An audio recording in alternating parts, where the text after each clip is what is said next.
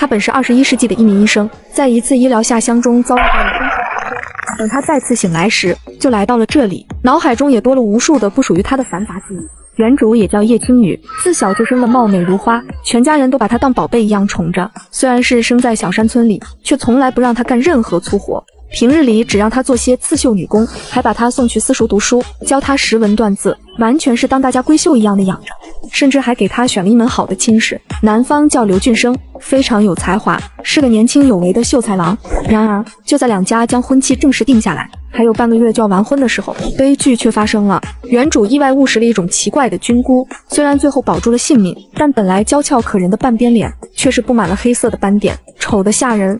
叶家人为了给原主恢复容貌，请了无数的大夫，几乎花光了家里的所有积蓄，却还是没有治好。然而屋漏偏逢连夜雨，叶家经营的豆腐坊于此时也出了大事故，险些吃死了人。叶家人在县衙重重挨了一顿板子不说，还把整个豆腐坊都赔了出去。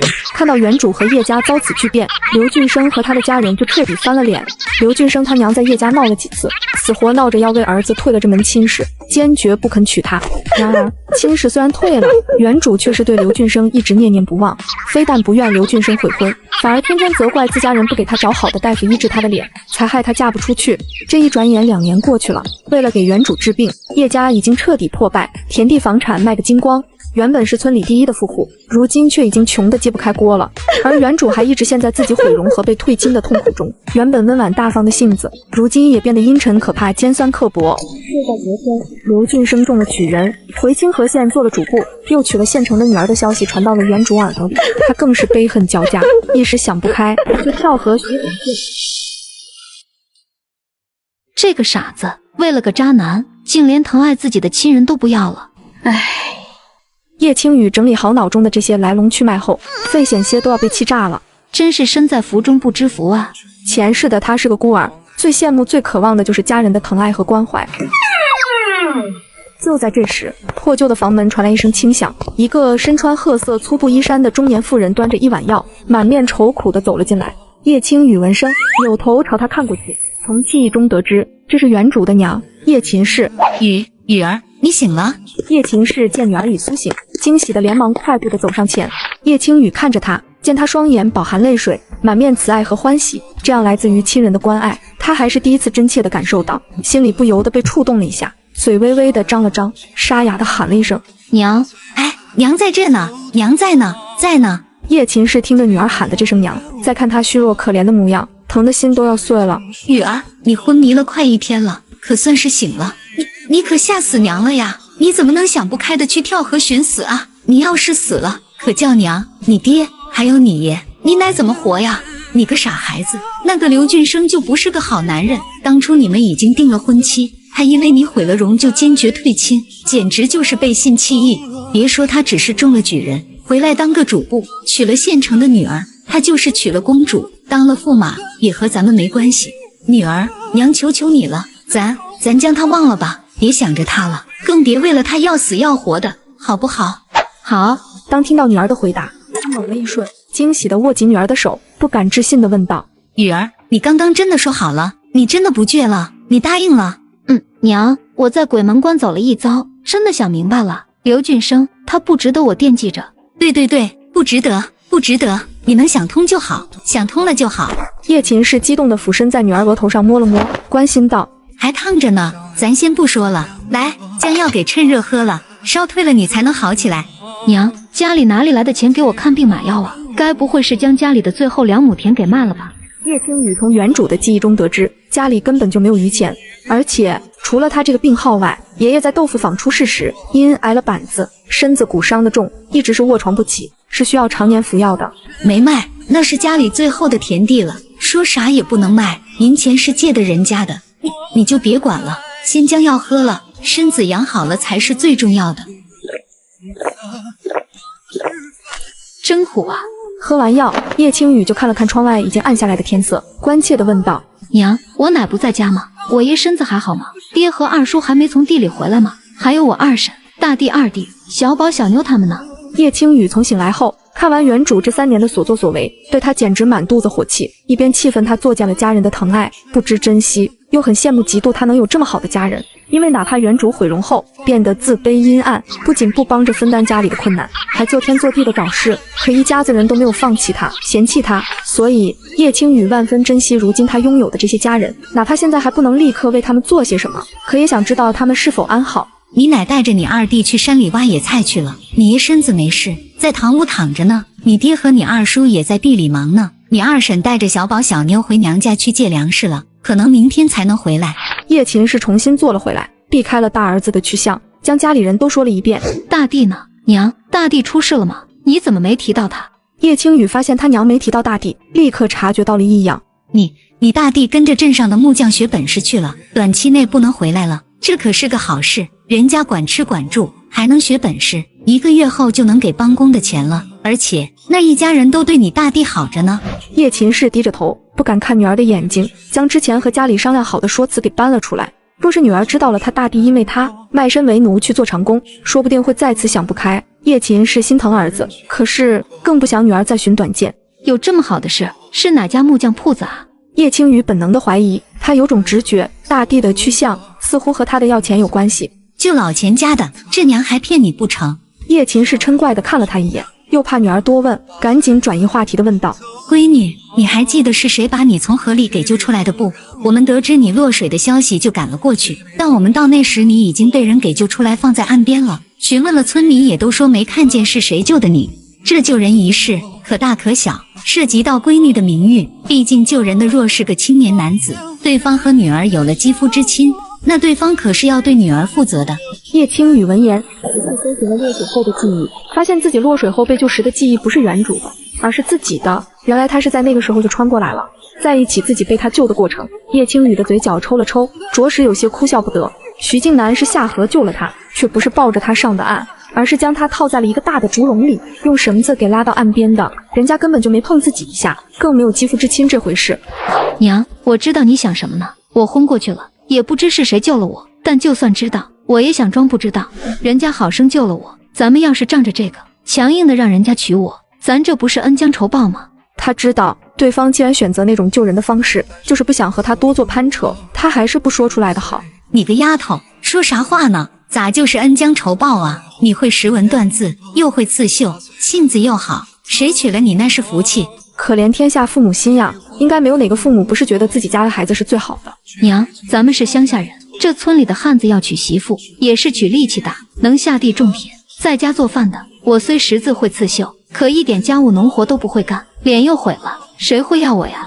叶琴是知道女儿说的是实话，她看着女儿如今那半毁容的脸，再一想起女儿之前的娇俏模样，一颗心更是被揉得稀巴烂。好，咱不说这些了，只要你醒来就好。天黑了，娘要去做饭了，你好生睡吧，等吃饭了娘叫你。娘，不用喊我了，我喝完药发汗，睡一大觉，明早应该就好了。也好，那你好好休息吧，我把饭菜煨在锅里，你要是饿了就喊我，我给你送过来。谢谢娘。确实是个美人，唉，可惜了，这样的容貌已经被毁了。这古代女子将美貌和亲事看得无比的重要，也难怪原主毁容还被退亲后会性情大变，还寻死觅活的。等收拾妥当后，叶青雨便出了房门，走到院子里，入眼的是破败的几间土坯房，甚至还有用茅草搭的屋子。大姐，你醒了。闻言，叶青雨连忙扭头看去，只见一个身材不高又很消瘦的小伙，正背着一竹笼的猪草从门外进来。这是原主的小弟叶清风。大姐，你烧退了吗？等我洗把手，我去给你盛饭，你先回屋歇着吧。叶青雨听着这话，却是替原主脸红，自己也觉得赧然。才11岁的弟弟，不知多早起的床，已经去山上割了一背垄的猪草回来了。可是他这个当大姐的，才刚刚起床，就连饭也不成，还准备饭来张口。叶青雨都觉得叶家人这宠原主宠的简直是太过了。小弟，我烧已经退了，你歇着吧，饭我自己盛。大姐，你笑了。叶清风看着叶青雨的笑容，惊讶地瞪大了眼睛。他可是好久没见过大姐笑了。自从毁容后，大姐整天沉着脸，变得很吓人。他真的有些怕她，都不敢和她多说话，也不敢看她。清风，大姐毁了容，被退了亲，一时没想明白，这几年魔怔了，没一点大姐的样子，不仅没照顾过你，反而让你照顾我，还要担起家里的活计和责任，大姐很对不起你。大姐，你别这么说，我是男孩子，多做点活是应该的。叶清风闻言，眼圈里泛起了泪花，心里可高兴了。以前那个温柔的大姐又回来了，真好。大姐，我去给你盛饭，你去屋里等着。说完后，叶清风就像个猴子一样的窜了出去。叶青雨也不和他争抢，而是趁着这个空档，转身去了堂屋，去看望卧病在床的爷爷。爷爷，青雨，你醒了，真的是太好了。叶爷爷看见大孙女，原本暗淡的眼神顿时多了几分光彩，眼里含着泪，又气又急地说道：“你个傻丫头，你怎么能跳河寻死呢？你这是要心疼死你呀！都怪你爷没本事，不仅害得当年豆腐坊出事，还成了个拖累。若不是一直给我看病，花光了家里的钱，也不会没钱给你治脸，让你嫁不出去，更不会让一家人过得这么苦。都怪我啊！”爷，你可别这么说，你是家里的主心骨，有你在，我们都安心。叶青雨连忙握住爷爷的手，言语恳切地说道：“爷，我前几年没闷过弯来，想差了，一直怨天尤人。我这次大难不死，就想明白了，那个刘俊生不是良人，不值得我惦记。我虽毁了容，可我会识字，也会刺绣，我怎么也能帮家里赚到银子，让家里越过越好。等咱家过好了，我真嫁不出去，就招个不嫌弃我容貌的穷小子当女婿。爷，你说好不好？”叶青雨这么说，纯粹是为了哄他也开心。对于嫁人的事，他是一点都不着急，更没想法。好。此时，叶青雨偷偷地给他爷爷把了把脉，发现他爷身虚气弱，内腑受伤，脉象堵塞，应该是当年被打没治愈，落下了病根。之后更是气结于心，一直没能好好休养，就愈发的严重了。大姐，我把饭给你端来了，你快点吃吧。哎，来了。叶青雨看着碗里的汤面很稠，还有一枚鸡蛋，心里是又酸又暖。这恐怕是家里最好的东西了，却都留给了他。二弟，你吃了吗？大姐，我早就吃完了，你赶紧趁热吃吧。叶清风看着碗里的鸡蛋，吞咽了一下口水，赶紧移开视线。大姐，猪还没喂呢，我先出去了。二弟，等等，这鸡蛋你和爷爷一人吃一点。大姐，你都吃了吧，你生病刚好，要补一补，我不吃。叶清风虽然闻着鸡蛋香，特别想吃，可是他很懂事，奶奶和爹娘嘱咐他的，这鸡蛋是给大姐补身子的，他不能吃。你不听大姐的话了，让你吃就拿着。叶青雨沉下脸，顿时将叶清风给唬住了，他接过来就咬了一点。我去给爷送去。大姐，你快回床上躺着，别累着了。大姐这身子越躺越虚，要适当的活动，来回走走才好得快。清风，咱奶和爹娘还有二叔他们去地里了吗？没，他们去镇上了。爹和二叔还是去粮店扛活了。今天镇上有富户娶亲，奶奶和娘就去帮忙洗盘子打扫，一天下来说不定能赚5、6文钱呢。要不是我年龄还小，我也想跟着去，不过我去了就没人照顾你和爷爷了，我就只能在家里了。叶青雨想起他娘昨天说起大地的事，于是便试探地问道：“清风，你恨大姐了？要不是大姐一时想不开跳了河，需要钱救命，大地也不会背。”叶青雨说到这，故意顿了顿，又接着一脸悲戚地说道：“大姐真是恨死自己了，这几年不仅没帮家里一点忙，还处处拖累，不敬长辈，对你们也不好，我真觉得没脸活了。”哎呀，大姐，你可别这么说，你可不能再想着去死了，好不容易才将你给救活的。叶清风被他的话着实吓得不轻，赶紧说道：“大哥是自愿去李地主家里当长工的，我也想去，可我年纪小，人家不要，就当3年，还能月月领工钱呢，是个好差事。”去当长工，糊涂，简直是糊涂啊！叶青雨套出了大地的真正去向，气得两眼直发晕。大地才15岁，从小在读书，又没多大力气，他哪里是做长工的料？真去了地主家干活，还不得被搓磨死？我记得我不是还有之前的嫁妆吗？把我嫁妆卖了，钱足够用来买药治病的了，怎么能让大地去卖身当长工呢？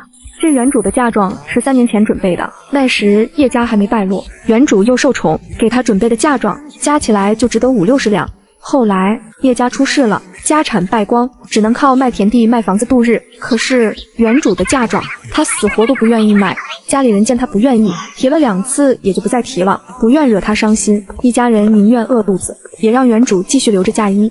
大姐，你之前死活不让家里人卖你嫁妆，你都出事了，爹娘哪里还敢碰你嫁妆？就怕你醒来再寻死，只能想别的法子筹钱。可是咱们家里除了2亩田，其他的都不值钱。前天你出事后，咱娘和二婶也没从娘家借来钱，因为咱之前欠的钱没还。小姑想帮咱们，可是她有心无力。从咱家落魄后，她在婆家的日子也难过。村里人也都知道咱家穷，还不起，不再借给咱了。大哥去做长工，那也是没法的事。真是说来说去都是大姐的错。唉，这一家人还真是疼女儿疼的儿子都不要了。大姐，你刚说当长工很可怕，是真的吗？爹娘和大哥都给我说，在地主家能吃饱肚子，1个月工钱还有半两银子呢，只要听话干活就行了。这你说的和他们说的不一样啊。那是爹娘不想你担心，骗你呢。他们还跟我说大弟跟着木匠学手艺呢，若是去做长工好，爹娘怎么会骗我？而且那每月半两银子也是假的，若是真能赚这么多，咱爹就自己去了，哪能让大弟去？因为咱爹是更大的劳动力，留在外面要赚更多钱。你想是这个理不？哎呀，是这个理。大姐，那可咋办啊？大哥不会有事吧？清风，你跟大姐过来。叶青雨拉着叶清风进了自己的屋，将床头的红木箱子打开，从里面找出自己的嫁妆，冲着叶清风说道：咱们这就去镇上找爹和二叔，将嫁妆给卖了，将你大哥给赎出来。大姐，你真要卖？可你卖了，你以后要嫁人了，可就买不了这么好的嫁衣了。你说是你大哥重要，还是这嫁妆重要？那当然是大哥重要了。大姐，你这嫁妆能卖多少银子呀？大姐也说不好，加起来可能有10两吧。哇，10两，那就是上等的1亩田啊！真能卖这么多吗？那咱们现在就去镇上吗？大哥签的是活契，李地主家就给了咱们1两半的银子，将大哥给赎出来了，咱们岂不是还能剩下8两半？这些银子除了给爷抓药的钱，够咱们吃半年多的了。大姐，对不对？对，咱们现在就去镇上。不过我身子太差，没力气，走是走不到镇子上的。你去问问赵家的牛车去镇上吧，咱搭车去。大姐，我不用去问，赵家牛车每天都这个时辰去镇上，可咱们没钱搭车啊。这样，你将这块手帕拿去你梅子姐那，让她瞧瞧。我记得之前她一直想要这种手帕的。好的。大姐，你猜刚才那帕子卖了多少文钱？卖了多少？10文吗？嘿嘿，不是，是30文。怎么卖了这么多？你是怎么说的？大姐，我没资格报价，我就说这帕子是好东西，是3年前咱们从县城买的，你都没舍得用过，而且上面还绣了一枝梅花，和梅子姐最是相配了。若是她用这帕子，村里的其他姑娘肯定会羡慕死的。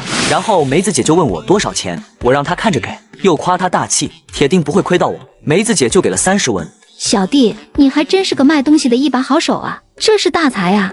叶清风被他大姐夸赞的有些不好意思，抓了抓后脑勺又说道：大姐，那咱们快走吧，再不去咱就赶不上赵家的牛车了。好，你还要再去办2件事，一是去给咱爷说声，别说咱去镇上，就说你去山上捡柴，中午恐怕回不来，我又睡觉了，就托隔壁的刘婶子中午给他送饭，照看一下。第二是你再拿2文钱给隔壁刘婶，给他说一声照顾咱爷的事，咱们去镇上卖嫁妆的事不用瞒他，也嘱咐他别先给咱爷说，可明白了？大姐，隔壁刘婶心善，人家过得也好，不缺咱这2文钱，给他说声，他也会给咱爷送饭的。叶清风有些舍不得这2文钱，毕竟家里真的穷死了，2文钱可以买半斤粗面了，够家里吃一顿的了。清风，咱们家是穷，但是咱们总是让刘婶帮忙，却从来不给回报，次数多了人家心里也会不舒服的。2文钱不多，可是说明咱家的心意，也能让刘婶更尽心照看咱爷，明白吗？叶青雨知道叶清风的想法，于是便细心的教导着，眼里充满了温柔和智慧，让叶清风十分触动。大姐，我明白了，那你赶紧收拾下，我办完这2件事，咱就出门了。那你快去吧。当2人来到村口时，赵大柱正准备赶着牛车出发，叶青雨姐弟俩赶紧喊道：大柱叔，等等我们。赵大柱和车上的人听到喊声，全都扭头看了过来，同时赵大柱也冲着叶青雨姐弟喊道：你们也要去镇上？对，大柱叔，我们也要去，我们付车钱。大柱叔，那上车吧。赵大柱收了钱，就冲车上的人吆喝道：大家挤一挤，给他们姐弟俩腾点地方。青雨，你闹腾了一场，刚捡回来1条命，不好好在家歇着，去镇上干啥？叶青雨扭头见说话的是他们同族的3大娘叶周氏，她素来是个刀子嘴豆腐心的，对他们一家挺好的，这2年没少接济他们家。3大娘，我去镇上的纹绣坊，想看看能不能接点绣活，赚点铜板。叶青雨看向3大娘，声音中满是愧疚自责的说道：我前几年过得浑浑噩噩的，就觉得自己命苦，没想过家里的难处。昨天从鬼门关走了一遭回来，一下子就懂了，我不该惦记着那没良心的人，应自立自强，过好自己的日子。叶青雨说这番话也是说给同村其他人听的。这村子里就没秘密，大家都知道原主家的遭遇，也知道他过去是啥样的人。他现在就是要告诉大家，他要改变了，顺便给大家一个理由。哎呦，你个丫头，早点想明白了多好啊！叶周氏听了他的话，既为他高兴，又是感叹道：不过现在也不晚，总比还傻乎乎的好。三大娘教训的是，等会儿到镇上了，你们跟着我和铁树吧。你是个姑娘家的，清风小子还小，没个人陪着你们可不行。那就谢谢三大娘了。牛车走了小半个时辰，就到了镇子上。叶青雨姐弟从牛车上下来，跟在三大娘和铁树哥后面，先走到一墙根处，商量着先去办什么事。三大娘、铁树哥，实不相瞒，大弟为了给我治病，去李地主家做了长工。我和小弟是来镇上卖嫁妆的，然后想拿着钱将我大弟从李地主家给赎出来。叶周氏一听，就拧起了眉头，问道：这么大的事，怎么就你们姐弟俩？你爹和二叔呢？爹和二叔，还有我奶和我娘，都来镇上干活了。我和小弟过来，是想着先找到我爹和二叔，然后一起去卖了嫁妆，再去赎大弟。叶周氏闻言，看着叶青雨的眼神又暖了几分，开口说道：你能想着卖嫁妆赎你大弟，看来是真不傻了。这样，我看你这身子还弱得很，你和我先去文绣坊卖嫁妆，让清风小子带着铁树去找你爹和二叔，咱娘俩就不跟着跑了。三大娘，那就听你的。今天碰上你，真是我们走了运，有福气了。行，那咱们就先去文绣坊吧。客官，你们要点什么？掌柜的，你们这收绣品吗？我们是来卖东西的。哦，我们收绣品，你们将东西拿过来吧，我要先看看东西。叶青雨上前将包袱里的东西拿了出来，便说道：是嫁衣和被面，你先看看。不错，姑娘，你这嫁衣我们收了，你想卖多少？掌柜的，你先报个价吧。你若是有诚意，咱们可以继续往下谈。掌柜的闻言，不由得多看了一眼叶青雨，虽他戴着面纱，让他看不清他的面容，可就这双清亮有神、灵动漂亮的眼睛，觉得她不像普通农家女。再听她谈吐大方自信，不见丝毫扭捏怯懦。掌柜的对眼前这位姑娘不由得高看了一眼。我出5两银子，姑娘觉得怎么样？掌柜的是实诚人，谢谢你开的价。不过，掌柜的，你看我这嫁衣，料子虽不是顶级的蜀锦云锦，可却也是散花锦，价值4两银子一丈。这嫁衣繁琐，一共用了1丈5尺的料子，就这布料就用了6两。掌柜的，你再看这绣线，本身就是上好的绣线，还有金色绣线钩边，还有这绣工精致漂亮，丝毫不输南方的绣娘。不算绣线的钱，就这手工也值个5两银子。当然，这嫁衣搁置了2年，虽没有损伤，但到底价值损了些。掌柜的给5两已有诚意，可我家中实在困难，不如掌柜再加上1两，咱们6两成交如何？此时一旁的叶周氏则是微微瞪大了眼睛，惊讶地看着叶青雨。就算2年前他的这位侄女，可也没有这么厉害的口舌呀。这是去了趟鬼门关，回来开了窍了呀。而掌柜的听完叶青雨的话，面色不变，思量了半天，然后说道：6两也可以，不过我有个条件，就这身嫁衣的绣娘，姑娘要介绍给我，让她在我绣坊接一点活，完成一些绣品。小女不才，这身嫁衣就是我亲手绣的。掌柜的闻言一愣，随即大笑了起来。姑娘也是个妙人，那好吧，这嫁衣就按姑娘说的6两银子，我看这背面也不错，我给你4两，凑个整10两银子，如何？谢谢掌柜的，你真是个善人，还有眼光，你这铺子一定会财源滚滚，蒸蒸日上的。那程姑娘吉言了。姑娘，咱接下来说这绣活的事吧，你擅长绣什么？这一件绣品的工钱，你又想怎么算？掌柜的，我最近身体不好，无法接大的绣活，先接一些荷包、方帕把、花草虫鱼我都擅长绣，工钱就由掌柜的定。你这么心善，也不会坑我。姑娘真会说话，你接的活小，我也没什么盈利。不过若是绣工都能像这嫁衣上的水准，一个荷包我给你15文，一方帕子10文钱，如何？好，就这么定了。叶周氏见叶青雨都不用自个帮忙，3言2语的就谈妥了2笔买卖，不由得冲他刮目相看起来。青雨，你嫁妆卖了，大娘在这也没什么用，先去办点事，你在这别走，等你爹他们来。大娘，谢谢你。那我们是在这等你回来吗？不用在这等我，等铁树回来了，你跟他说，让他去买东西，然后到东头柳树下等着我。知道了。青雨，爹，二叔，你们来得好快呀！青雨，你身子还没好呢，咋就来镇上了？清风去找我，跟我说你带着他来卖嫁妆，我还不敢信。你这孩子，主意可真大。爹，娘也该告诉你了，我也想明白了。再说，大弟为了我都卖身为奴了，我一想到这就心痛，愧疚的很。爹，咱们快去将大弟给赎回来吧。好，咱这就去。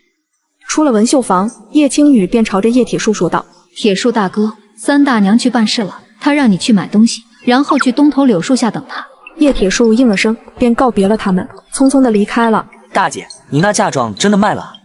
卖了10两银子。说完，叶青雨便从兜里拿出了2两碎银，给了他爹，小声的说道：“爹，虽然大弟昨天才去了李地主家，可李地主虽也讲究名声，但实则是个小气的，爱惜钱财。我担心咱没法1两半银子将大弟给赎出来，就多备了半两，更多的银子咱就咬死也没有了。若不然，没赎出大弟，这银钱可能都赔了进去。”闺女，还是你想的细致，就听你的。叶大山真切地感受到了女儿的变化，看到她又恢复到以前的那个灵动又善良的闺女，他心里是又酸又暖。大哥，咱家青雨是彻底想明白了，变好了。是啊，咱们青雨又变回来了，真是老天爷保佑啊！胡闹！昨天刚卖进来，今天就想赎回去，你们当我们李家是当铺不成？没这么便宜的事。前3年，那就必须干满3年，赶紧走，别在门口堵着。晦气！王管事，你消消气，我们前天也是没有办法，等着银钱救命呢。我那大儿子真不是干活的料，没多少力气，庄稼活也是啥都不懂。我们从你们这得了1两半的银子，今天我们给2两银子，你就行好，把我大儿子的活计给我们，让他跟我们回家吧。叶大山忍着怒气，拿出2两银子给王管事看了看，一脸的恳求着。而王管事瞧见他手里的银子后，眼眸却是闪过一抹贪婪之色。我也不是那么不通情理的人，这样，你拿出5两银子，我就让你今天将人领走。看你才过了1天，就轻松拿出2两银子，想必这5两对你来说也是小意思吧？叶大山闻言，心底的怒火是嗖嗖的往上涨，心想女儿的顾虑果然是没错，这王管事还真的借机想讹更多的钱。王管事，这2两银子还是我舍命借来的，真的没有更多钱了。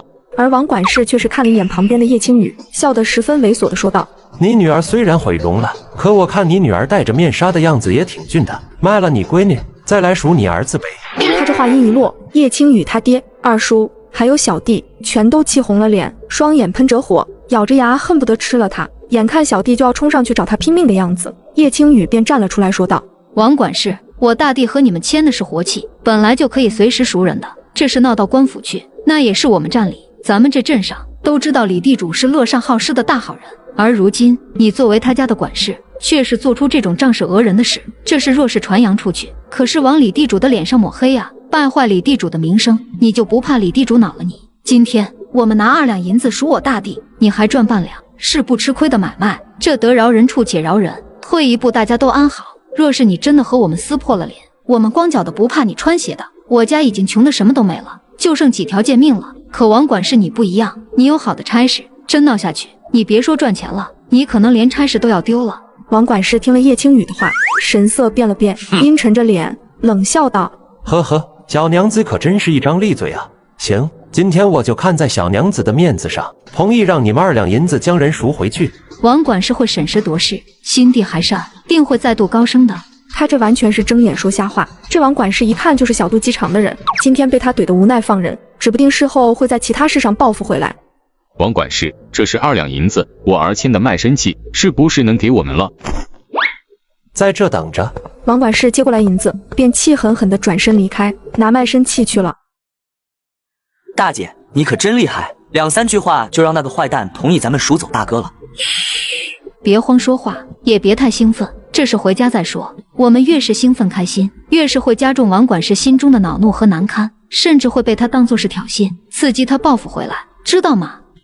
大姐，我知道了。等了一小会儿，叶青书便被一个家丁给扶了出来。青书，你怎么了？走路怎么瘸了？是不是？叶大山想问儿子是不是被打了，可碍于李家的门房在，这话没说出口。爹，我无碍，只是脚崴了。叶青书冲他爹摇摇头，然后将视线落在叶青雨的身上，对于大姐出现在这的惊诧掩去，而是面带关切地看着他。大姐，你身子好了？好了，大弟，姐对不起你，让你受苦了。你是读书人，还要参加科举的，你怎么能同意卖身为奴呢？简直是糊涂啊！你宁愿出来做长工，也同意爹娘留着我那嫁妆。难道你心里觉得大姐是那么无情的人？我是那种为了个渣男，就连自己弟弟的前程，甚至命都不要了的人吗？大姐，你以前犯糊涂的时候，可不就是这样的吗？大姐，你……叶青书闻言，明白大姐是卖了嫁妆来赎的他，又是惊讶又是惊喜地看着他。不过因为他素来沉稳寡言，纵使满心激动，心底有千言万语，最后也就化作了一句简单的话：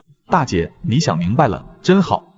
等拿了你的卖身契，咱就回家。你这脚疼得厉害吗？无碍。片刻后，王管事拿着卖身契出来了，一脸难看的丢给了叶大山，然后阴沉的看了叶青雨一眼。这王管事还真是个小人呐，瞧这一副都等不及要报复回来的样子。哎，坏人好对付，小人难防啦。正当叶青雨他们准备走时，就听见王管事那满是笑意，又含着几分讨好的喊道：哎呦，徐兄弟，你这次猎到什么好东西了？这次可别再放下东西就走了，进府喝杯茶，歇歇脚再走吧。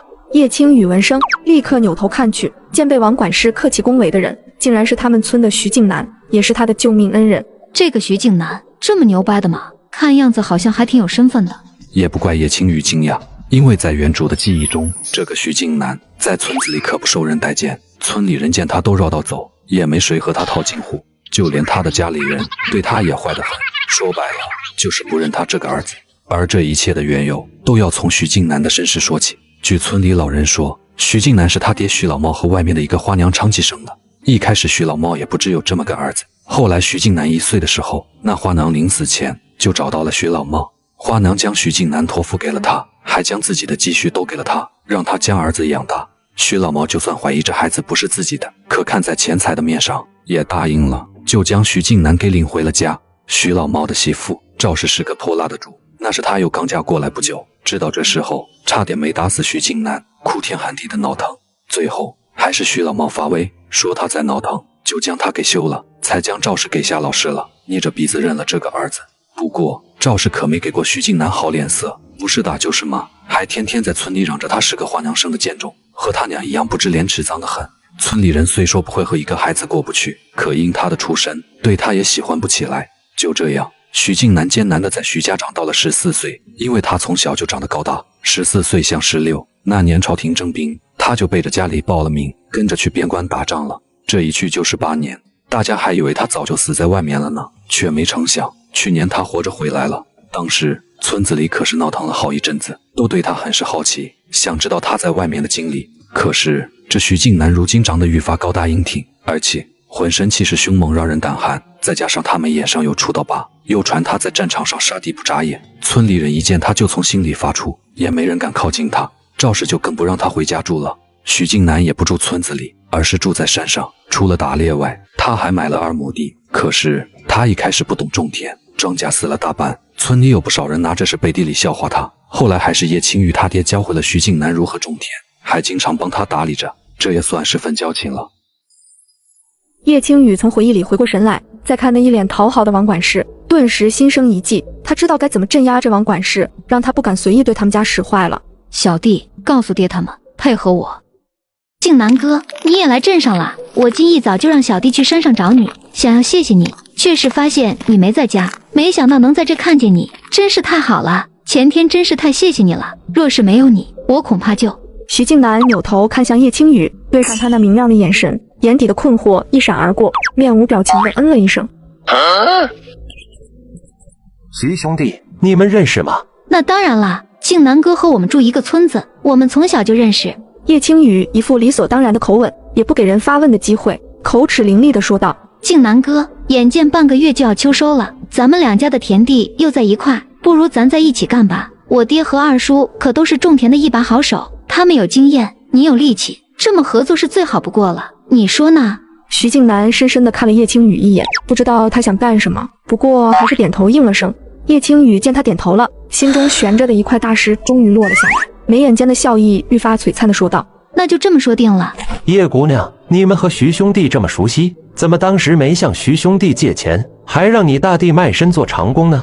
那当然是静南哥不在家，去山里打猎了，找不到他呀。叶青雨说着这话，心里紧张地抬头看向徐静南，见他望过来，忙冲他眨了眨眼，露出一抹歉意和恳求之色。徐静南则是默默移开视线，他觉得这女子的眼睛亮晶晶的，会说话，还会勾人。而叶青雨见徐静南一点反驳他的意思都没有，而是一副自己说什么都是如此的模样，胆子立马就肥了起来，说道：这次我们能这么快的过来拿钱赎走大地，就是因为静南哥回来后给我们家送了银钱。静南哥，你不仅救了我，还救了我大地，真是太谢谢你了。徐静南是越听越糊涂，将他没做过的事全推到他身上，还说的有模有样的，搞得跟真的一样。这个女人想干嘛？哎呦，叶姑娘，你们咋不早点说和徐兄弟交好呀？你看这闹的，刚才差点生出了误会。叶姑娘会做人，觉得给我们李家添了麻烦，就多给了半两。但是你们家里也困难得很，我可不能贪你这半两银子，你快拿着吧。王管事，你真是深明大义啊！叶青雨略微惊喜地将半两银子接过来，再送上两句不要钱又好听的话，让王管事脸上笑容更真了几分，彻底放下了刚才的事。没想到这徐静南的虎威如此厉害，还能帮我拿回这半两银子，看来这徐静南的身份果不简单呀。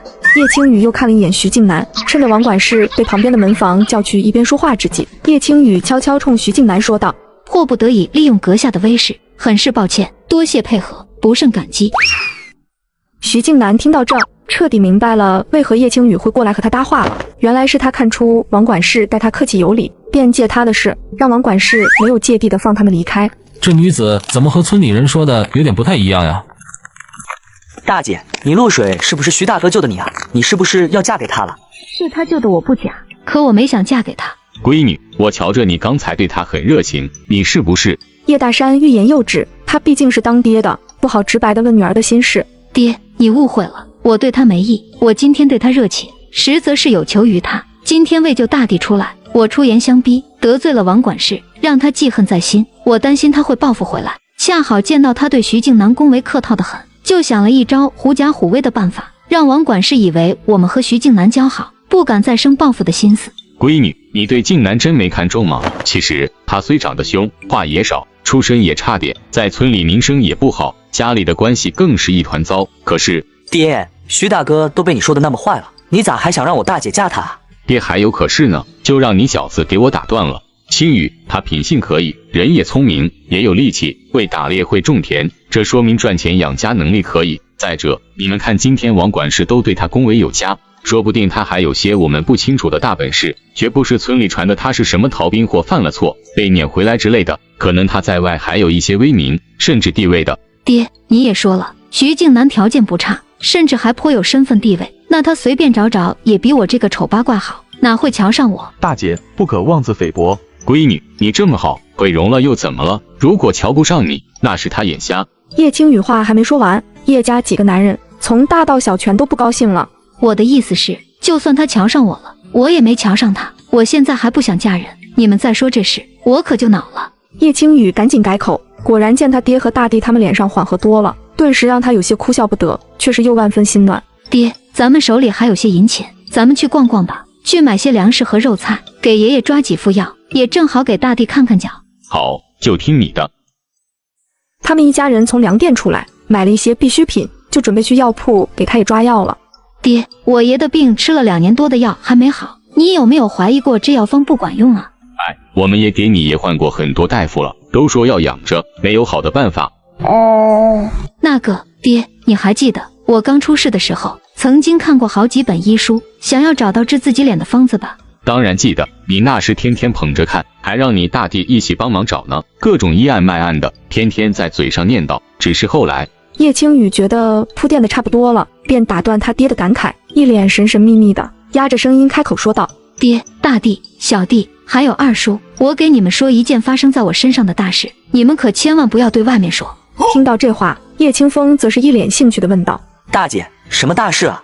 我醒来后，脑子里不停地闪现当年看过的所有医书的内容呢，而且十分清晰，想忘都忘不了，可把我给吓到了。大姐，真的吗？这么神奇？而听到这话，叶大山则是一脸惊吓地问道：闺女，这是不是魔怔了？要不要给你请个大师看看？叶大和也点了点头，表示赞同大哥的看法。靠，这天还怎么聊下去啊？大姐，就只有医书，没有别的吗？你读过很多书的。叶青雨欣慰地看了眼捧场的大地，就继续往下编着。其他的也隐约记得些，可远没有医书的内容记得清楚。大姐，你一定是太执着于想治好脸了，所以大难之后，以往看过的医书就更记得清楚了。大弟，你说的太对了，不愧是我们家最会读书的聪明人。那大姐，你这个大事听起来也没啥，不就是将知识记住了吗？我说这个是有大用的，我搜寻那些知识，发现了一张药方，完全贴合爷爷的症状，可以治爷爷的病呢。真的吗？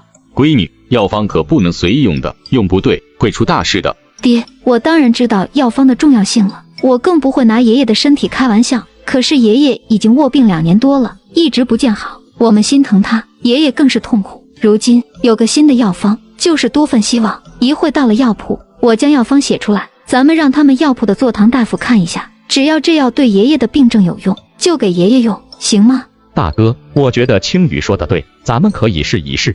爹，我也觉得大姐的办法可行，反正药方会先给大夫看过才用，不会出现什么问题的。好，闺女，那就听你的，咱们现在就去药铺。太好了，那咱们快走吧。大山，你来了，你这扶着的是你大儿子吧？和你眉眼蛮像的，怎的？是脚崴了吗？哟，你们一家都出来了，在你身后的是你大女儿和小儿子吧？在叶家落魄前，秦掌柜和叶大山就认识了。后来叶青雨和叶爷爷需要经常吃药，叶大山几乎每个月都会来这里抓药，已经和秦掌柜混得很熟悉了。是的，今天来镇上买些东西，他们都跟过来了。我大儿子走路不小心崴了脚，过来给他治一治。叶大山冲秦掌柜的说完，便扶着叶青书坐在一旁，让坐堂的李大夫给他看了看。好了，脚应该能下地走路了，一会再贴上一副膏药，止痛活血化瘀的。不过这几日还是小心些，不要再崴了，否则就有你受的了。谢谢大夫。秦兄，我想给我爹换一副新药试一试。上一副药方都吃了半年多了，我爹也一直没有见好。那行，药方呢？给我看看，我亲自给你抓药。秦兄，咱们借一步说话。秦掌柜有些疑惑地看了他一眼，不知他这葫芦里卖的什么药。不过出于对他的信任和交情，秦掌柜二话没说，便从柜台后面走了出来，请他们到里屋说话。秦兄，事情是这样的，这张新药方是我女儿看医书偶然得知，觉得对我爹的病症有效，我们就想试上一试。可是我们终究不懂医药，就想让我女儿将药方写下来之后，烦请你们药堂的大夫看上一眼，若没问题，我们再用这药方抓药。原来是这样，令尊当年被打伤了内腑，这些年你家情况困难，又没法好好的调养，才久治不愈。你们想试试新药方，也有个新盼头。这样你们写下来，我让李大夫给你们看看。秦掌柜说着，便看了一眼叶青雨，知他毁容的事，见他戴着面纱也不奇怪。只看眉眼，就可见这闺女长得是有多好。可惜了，竟是毁容了。多谢秦伯父了，这些年秦伯父一直照顾我们家，有时还让我们拖欠药费，你真是心善的大好人。是啊，我在家里听的最多的就是爹说秦伯父有多么多么的好，我就天天在脑子里想，秦伯父一定是个和蔼又可亲的人，兴许就像弥勒佛一样呢，慈眉善目又有福气。今日一看，果真是如此。哈哈哈，大山啊，你这几个儿女可真是会说话啊，讨人喜欢的很啊。嘞，这有笔和纸，你们先写药方，外面伙计叫了，我出去看一看。李大夫，麻烦你了，这张药方是我女儿从医书上瞧来的，想要治我爹的旧疾，劳你给看看。这药方写得非常好，固本培元，调养内需，正切合令尊的病症。尤其是这里面有2味18反的药，一般人可不敢用啊。能开出这张药方的，定然是位医术了得的高人，简直就是神医啊！真的吗？李大夫，你说这药方非常好，里面的药材是不是有很贵重的？这一副药大概要多少钱？放心吧，这里面的用药都很普通，一副药只需20文钱，一副可煎3回，分3日服下。你们买10副，先吃1个月即可。我估摸着到时候令尊的身子能好大半了，吃2个月的药应该就够了。一副药只要20文，这么便宜，真的吃2个月就能好？叶大山激动的都有些颤抖，之前他爹吃的那副药是要30文一副的，那还是吃过的几个药方中最便宜的了，没想到这个更便宜，而且听起来是最有效果的。大夫，你真看准了，这药方又便宜又有用。李大夫见他们不信，一遍遍的求证，被弄得有些烦了，瞪眼说道：我还能骗你们不成？李大夫，我不是那个意思，我是太激动太高兴了，不敢相信，真的太谢谢你了，我爹的病终于能有救了。大哥，太好了，爷爷的病终于能治好了。叶青雨看着他们家的这几个大老爷们，激动的眼圈都是红红的，内心既酸涩又温暖。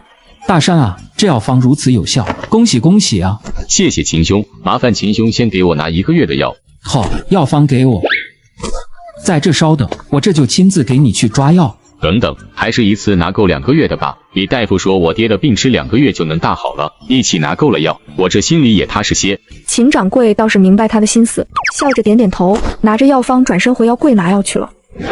大山兄弟，这张药方是从哪个高人那里得来的？李大夫，不敢相瞒，不是什么高人，是我闺女从一本医书上看到的。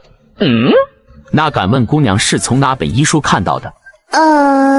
是在一本残破的医书里看到的，名字和撰写人都不知道是谁，我也是偶然得知，而且那本医书也早不见了。李大夫有些失落，既然找不到那本医书，便没有再问，而是起身走了出去。不一会儿，秦掌柜将20副药都给包好拿了过来。大山，咱们借一步说话。是这样的，我刚也听李大夫说了，这药方又便宜又有效，是固本培元、调养内腑的好方子，能给许多受内伤的人用。我便生了买下来的心思。大山，你开个价吧。叶大山闻言更是惊讶，完全没想到秦掌柜竟是要跟他买药方，可这方子是女儿看书得来的，可以说没费1文钱。这般想着，叶大山立刻将目光看向女儿，带有询问之意。秦伯父，你之前帮我们家那么多，你想要这药方，直接拿去就是，不用买的。秦掌柜听他直接相送，心中一暖，可还是摇摇头道：那可不行，这药行有药行的规矩，我们不能不问自取别人的药方。你说赠与，伯父心里感激，却不能占你们便宜。这样吧，今天这20副药我不收钱了，再另外付你5两银子，可好？叶青雨闻言倒是让他惊讶，他没想到药方这么值钱，他脑子里可是有好多药方的。秦伯父，这也太多了。是啊，秦兄，这不过是我女儿从医书上看的，你给5两太多了。你们都不懂，我说值就值的，不必再说了，我吃不了亏的。叶大山闻言只能作罢，满心的欢喜，不由得看了一眼女儿。都是因为闺女才能有这样的好事，不仅给爹抓的药没花钱，还得了5两银子，女儿的好福气又回来了。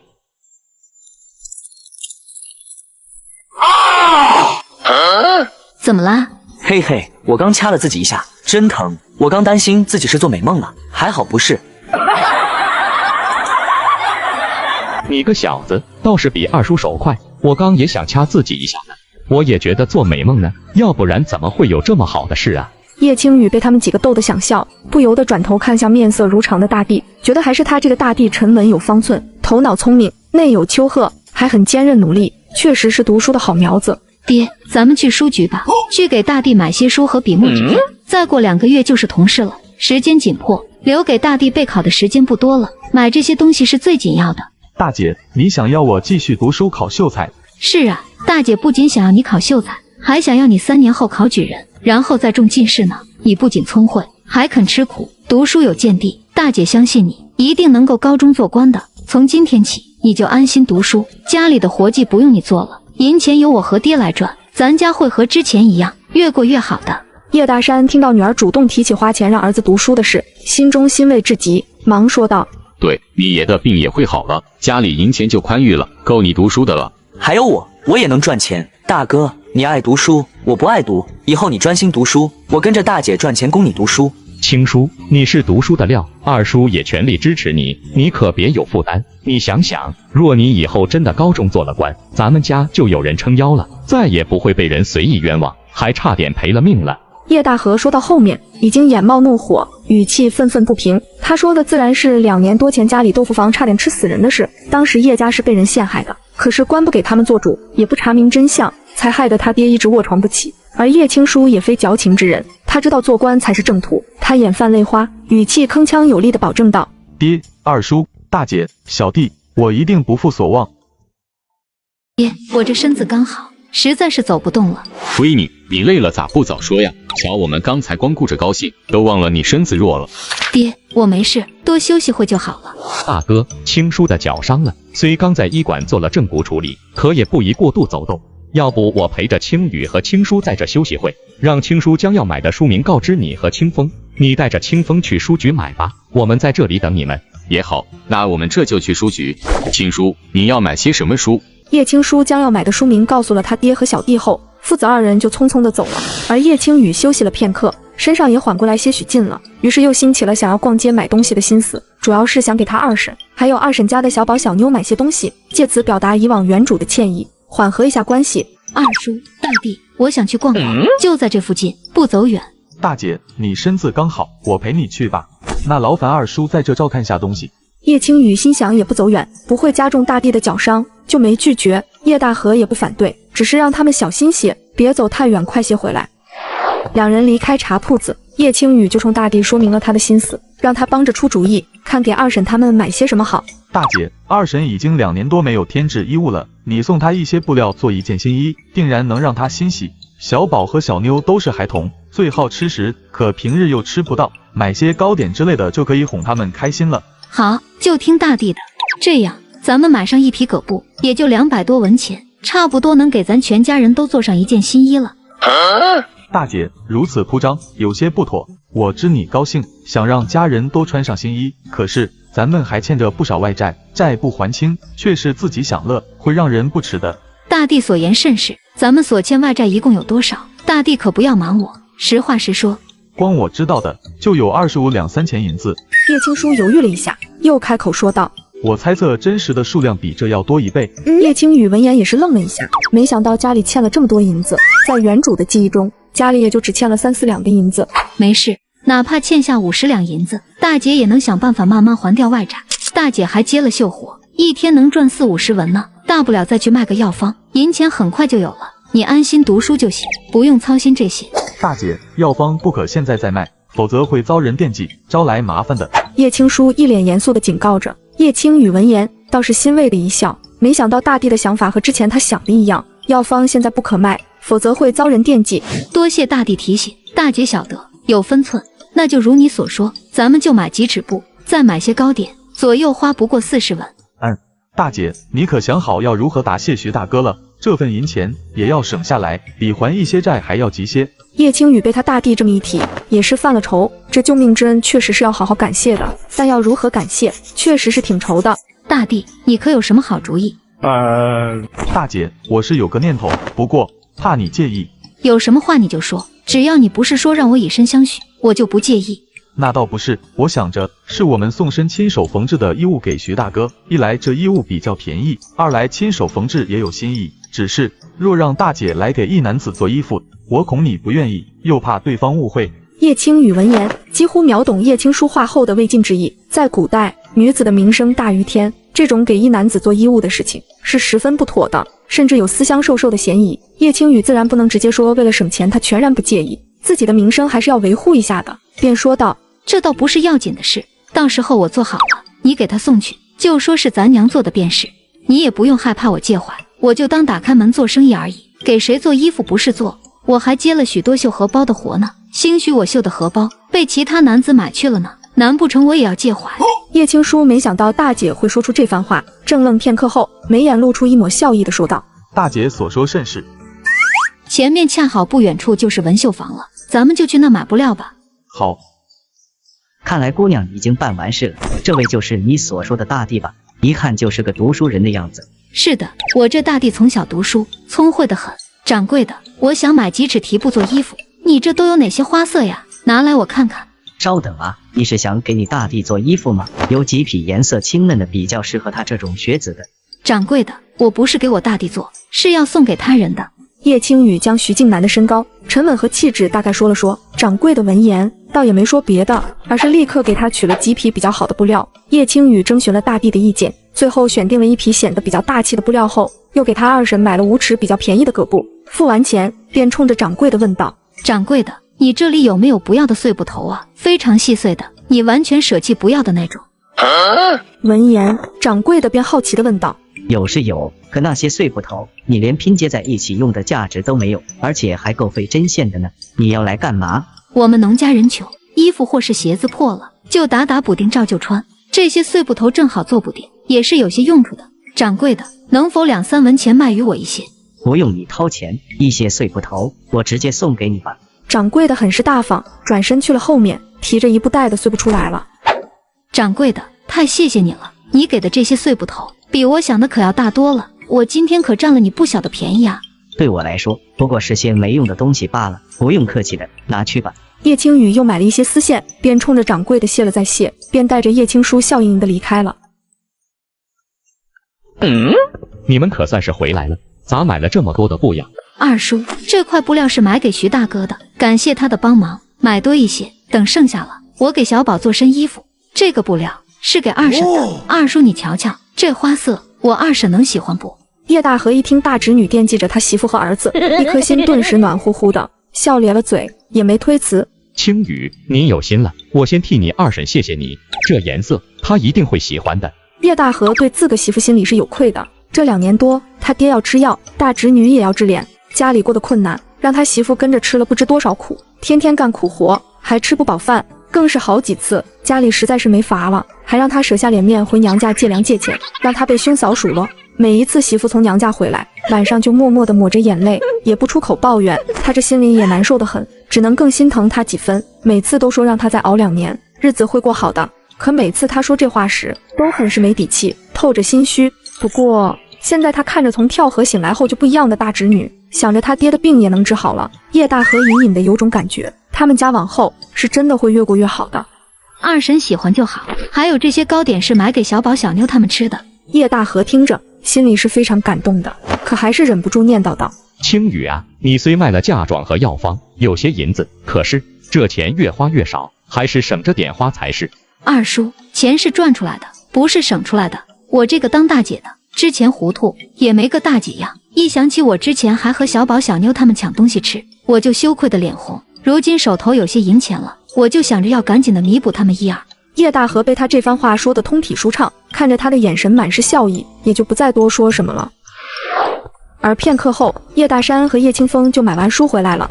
大哥，你看，这是你要的4本书，可真贵，就这4本书就花了1两银子，还有这些笔墨纸砚，加起来又是1两半银子呢。叶清风说着，露出一脸肉疼的表情。你个小财迷，你大哥是要考秀才的，花这些银子很值得。嘿嘿，我知道的，我也就是叨叨2句。等我将这些书再复读一遍，手抄下来，就可以再卖了它们。都说了，银钱的事你不用管，安心读书做学问就好。知道了，大姐。闺女，你身体还好吗？咱们现在去找你奶和你娘怎么样？我刚打听了，有辆回咱村那边的牛车，半个时辰后走，咱叫上他们，正好回家。爹，我身子好多了，那咱们快走吧，也好早点回家。家里就我爷自己在呢，虽托了刘婶子照看着，可总是不放心的。你说的是，那咱们快些走吧。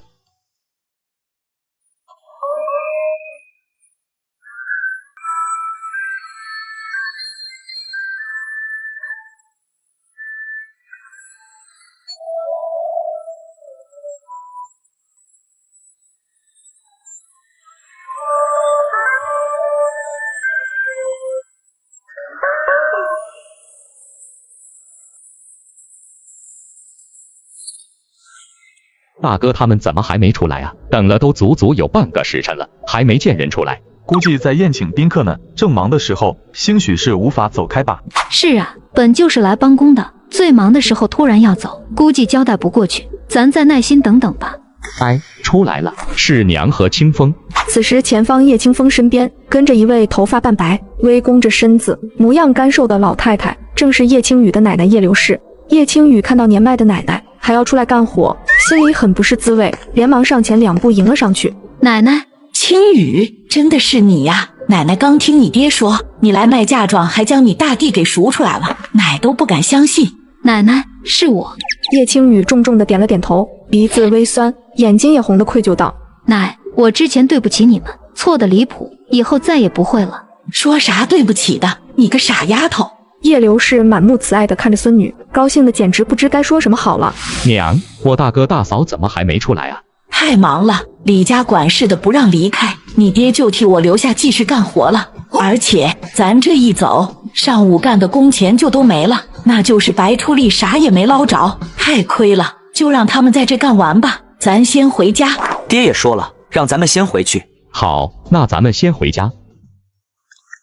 爹，我们回来了。爷爷，我们回来了。一到家，一家子人就都冲进了叶爷爷的房间，关心地询问着：哎呦，青叔也回来了，老婆子，这是咋回事？叶爷爷看见大孙子，既惊喜又诧异，撑着身子，双眼里闪烁着光芒。爷爷，你吃饭了吗？刘婶给你送饭没？吃了吃了，你刘婶子刚回去不久，她给我说你睡觉去了，清风去山上了。你们这是骗爷爷的。嘿嘿，爷爷，你别生气嘛，我和大姐急着去镇子上卖嫁妆赎我大哥出来，是怕你焦急，才让刘婶别给你说实话。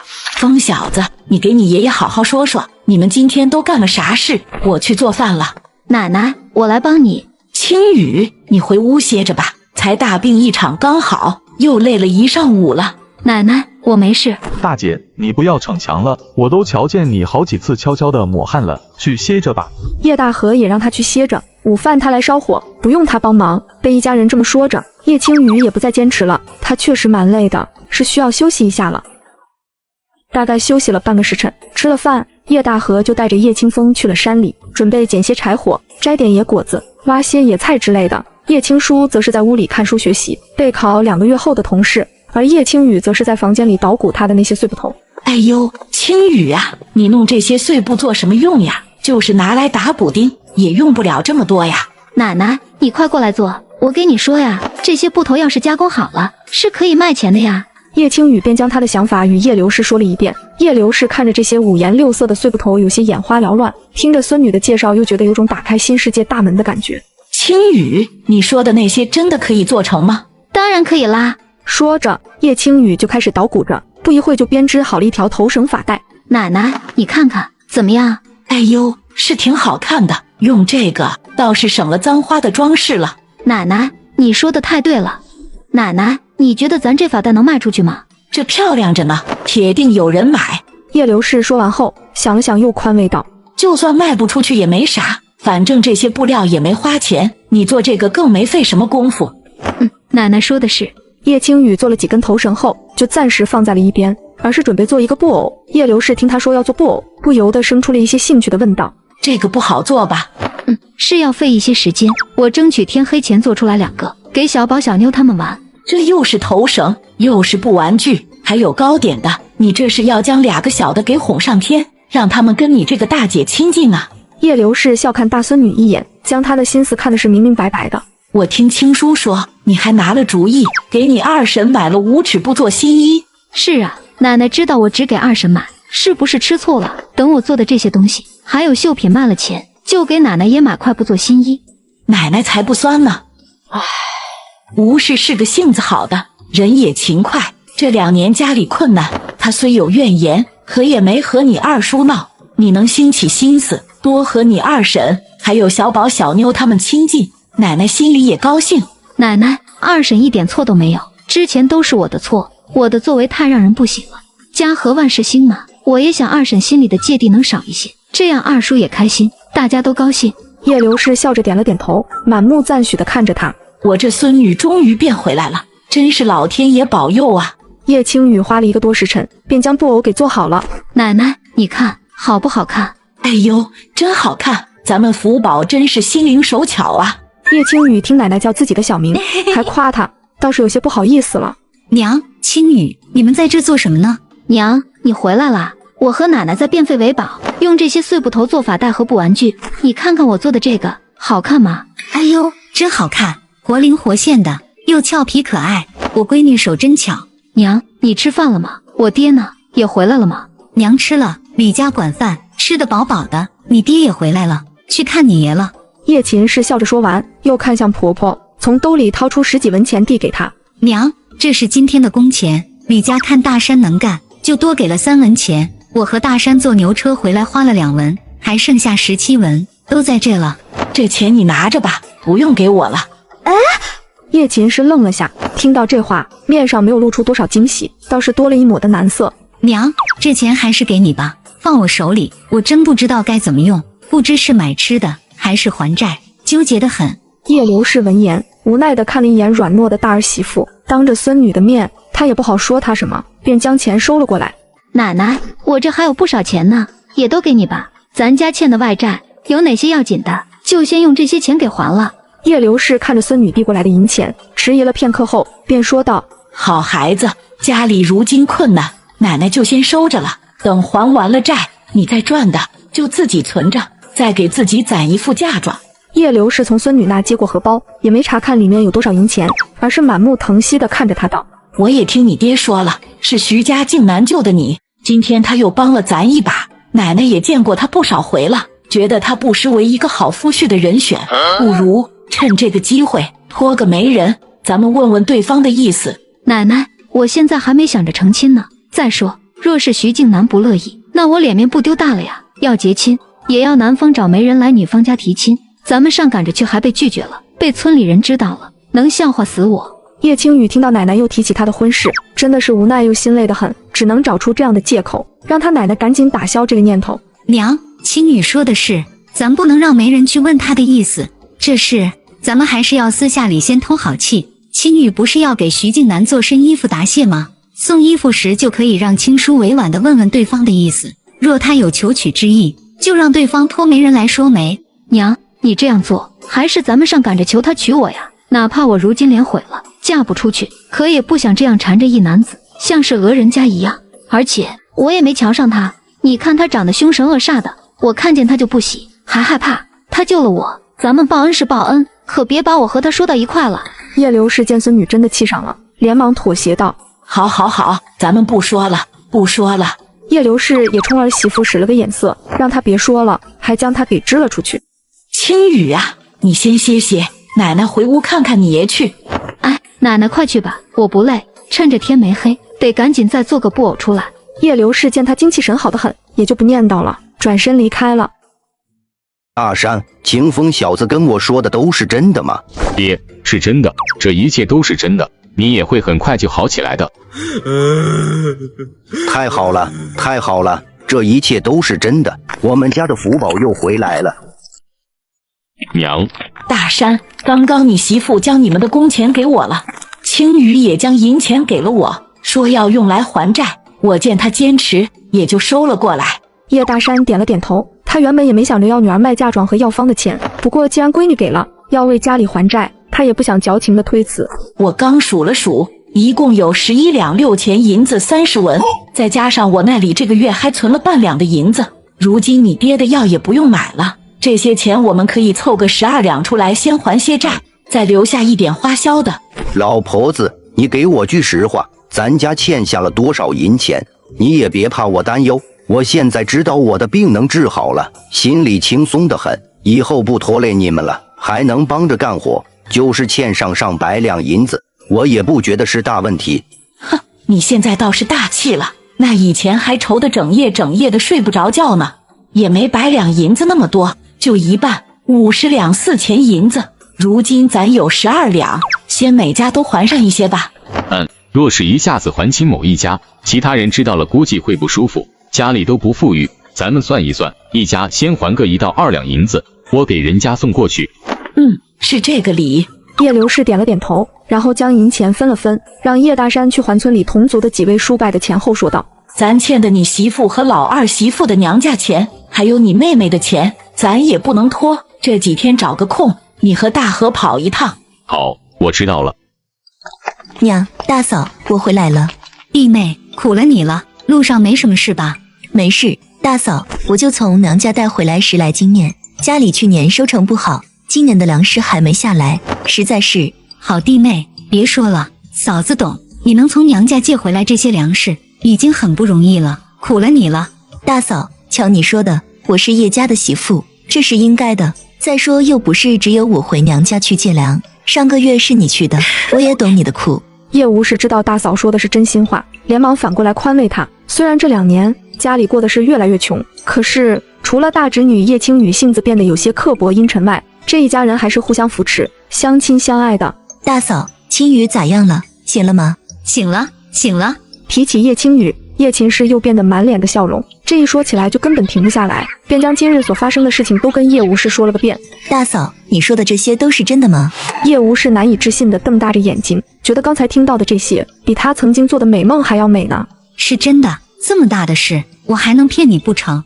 大嫂，那我先去屋里看看青雨去，一会再来帮忙做饭。青雨，二婶，你回来了，快来坐。二婶，这是我给你买的布料，打算给你做身新衣，你看这花色，你喜欢吗？说着，叶青雨就面露期待地看着他，而叶无事一时有些回不过神来，愣愣地看着面前温柔大方的叶青雨。你真的是青雨吗？叶青雨听着心里咯噔一下，全家人也就只有他二婶问出了这个问题，而其他人对他的变化都是惊诧过后便是欣喜异常的接受了。面对这位心怀芥蒂的二婶，他需要一个更大的理由。二婶，我当然是青雨了。我前天落水后，你们看我昏迷不醒，实则我自己做了一个很长的梦，我梦见自己去了阴曹地府，阎王审判我，说我一时被晦气蒙上了心，变得自私自利，不孝顺长辈，不友爱弟妹。再这么下去，真的等我死后就要在地狱里饱受折磨。阎王又说我本身乃是有福气之人，不想见我如此，便出言点醒我，还言明只要我心善对待家人，福气还会归来，也会福荫周围的人。我从梦中醒来，就幡然醒悟了，后悔自己前2年的所作所为，一心想要改变，想要对家人好。叶青雨说这话时，一直盯着他二婶，注意查看他的神色，见他惊异连连，后面还透着恍然之色，便知自己这番话他是听进去了。二婶，我这话没给奶奶和爹娘说过，就怕他们多想担忧，还请你为我保密。放心吧，二婶不往外面说。青雨，都说大难不死，必有后福，你又做了这样的梦，更是一种符兆，你可不要再犯糊涂了。二婶教训的是。叶青雨见时机差不多了，便有些不好意思地看向叶无事说道：二婶，我知道我之前做了许多不好的事，我今天厚着脸皮求你原谅，想你给我一个表现的机会，慢慢考验我。叶无事听完大侄女的话，简直是受宠若惊，连忙说道：青雨，二婶虽怪怨过你，可没你说的那么严重，哪有什么原谅不原谅的，只要你好好的，二婶高兴还来不及呢。二婶，你真是大度又心善，这若是放别人家，早就和我闹翻脸了。叶青雨笑着夸赞他二婶2句后，又转回到那布料上面说道：二婶，这布料等我做好衣服再给你，好不好？只要你不嫌麻烦，那当然好了。青雨，你的女工可是出了名的好，不过这花色也太艳丽了些，我觉得我穿似乎有些……叶无事又看了看那块布料，其实是挺喜欢的，就是又怕太艳了，别人会说道：二婶，你皮肤白，人又好看，还年轻得很，这种艳点的花色正配你。我买完后也问过二叔了，他说你穿这种最好看了。青雨，我这才发现你原来这么会说话，夸得我都飘起来了。二婶，我不过是实话实说罢了。对了，二婶，小宝和小妞也回来了吧？我也给他们准备了份礼物，我知道他们怕我，不爱和我亲近，还要请二婶替我在小宝小妞面前美言2句呀。好好好，小宝小妞他们肯定会喜欢你这个大姐姐的。短短片刻的功夫，叶青雨便已经将他二婶给征服了，让他彻底的放下了以往的芥蒂。大姐，小宝小妞手里的布偶是你做的吗？是我用那些碎布头做的，怎么你也想要？大姐，我脸脏，你别给我擦了，我一会去洗洗就行。我不是想要这个，我是觉得你做的很好，想着这东西应该能卖钱，小孩子铁定喜欢。呵呵，你也是个小孩子呢。大姐，我过了年就12了，不小了。嘿嘿，大姐，做这个麻烦不？一个要多久做好呀？要看大小，小妞拿的那种，我可以1个时辰做一个。小弟，那你想着要卖给谁？卖多少文呢？大姐，你做的那个布偶十分可爱别致，做工又精细，而且市面上没有卖的，是新巧的东西，不愁没人买。不过这布偶不当吃不当喝，只是孩子的玩具，穷人家想买也不舍得掏钱。咱们的目标是要卖给家里富裕的孩子，那价钱哪怕稍微定的高一点，只要孩子喜欢，大人也一定舍得付钱。不如一个卖30文，大姐你说呢？小弟，你这小脑瓜太适合做生意了，你前面分析的都非常正确，咱们这部玩具就卖给有钱人家的孩子，所以定价不如再定高一点，50文一个。叶清风想了想，多个20文对富户而言根本就无所谓，反而太便宜了，他们可能还觉得不好呢。那就听大姐的，就卖50文。叶清风兴奋的跟打了鸡血一样，都有些迫不及待的想要去售卖了。大哥，你从哪里弄的山鸡啊？该不会是徐静南给的吧？对，就是他给的。我下午去地里除草，弄完咱家地里的活，看见静南地里的庄稼也该除草了，想着他帮了咱这么大的忙，也就帮忙，帮他把地除了，却不想被他看见了。我回来时，他非要给我这只山鸡，我不拿都不行。这个徐静南可真实诚，之前得他的大恩，咱都没感谢他呢，又得他一只山鸡，这恩情倒是越欠越多了。可不就是吗？娘，静南今天又给了咱们一只山鸡。你这孩子，他救了青雨，咱还没谢他呢，咋好意思再拿人家东西呀？我也不想拿的。叶大山被老娘训斥着，一脸的苦笑，又将得到这只山鸡的经过讲了讲。叶刘氏一听，也不好怪怨儿子了，而是盯着那山鸡感叹道：靖南娃是个好孩子，可怜他出身不好，他爹又不疼他，他那个后娘赵氏更是泼辣不容人，好歹他自个争气，如今谁也不靠，也能将日子过起来。叶琴是听到这山鸡是徐静南给的，不由得多想了些，心里想着徐静南是不是对他闺女有意呀，所以才用这种方法照顾他们家。兴许他和闺女之间还是挺有缘分的。不过念起闺女今天下午说的话，叶琴氏也只好将这个念头给压了下去。娘，这山鸡不如今晚就炖了吧，也给青雨和爹补补身子。正好弟妹和小宝小妞也回来了，等弄好了也给静南送去一碗。也行，要炖的话你快点去将这山鸡毛给退了收拾好，时间不早了，至少要炖半个时辰呢。好嘞。爹，我拔几根鸡毛留着用。你要拿几根？爹给你拔。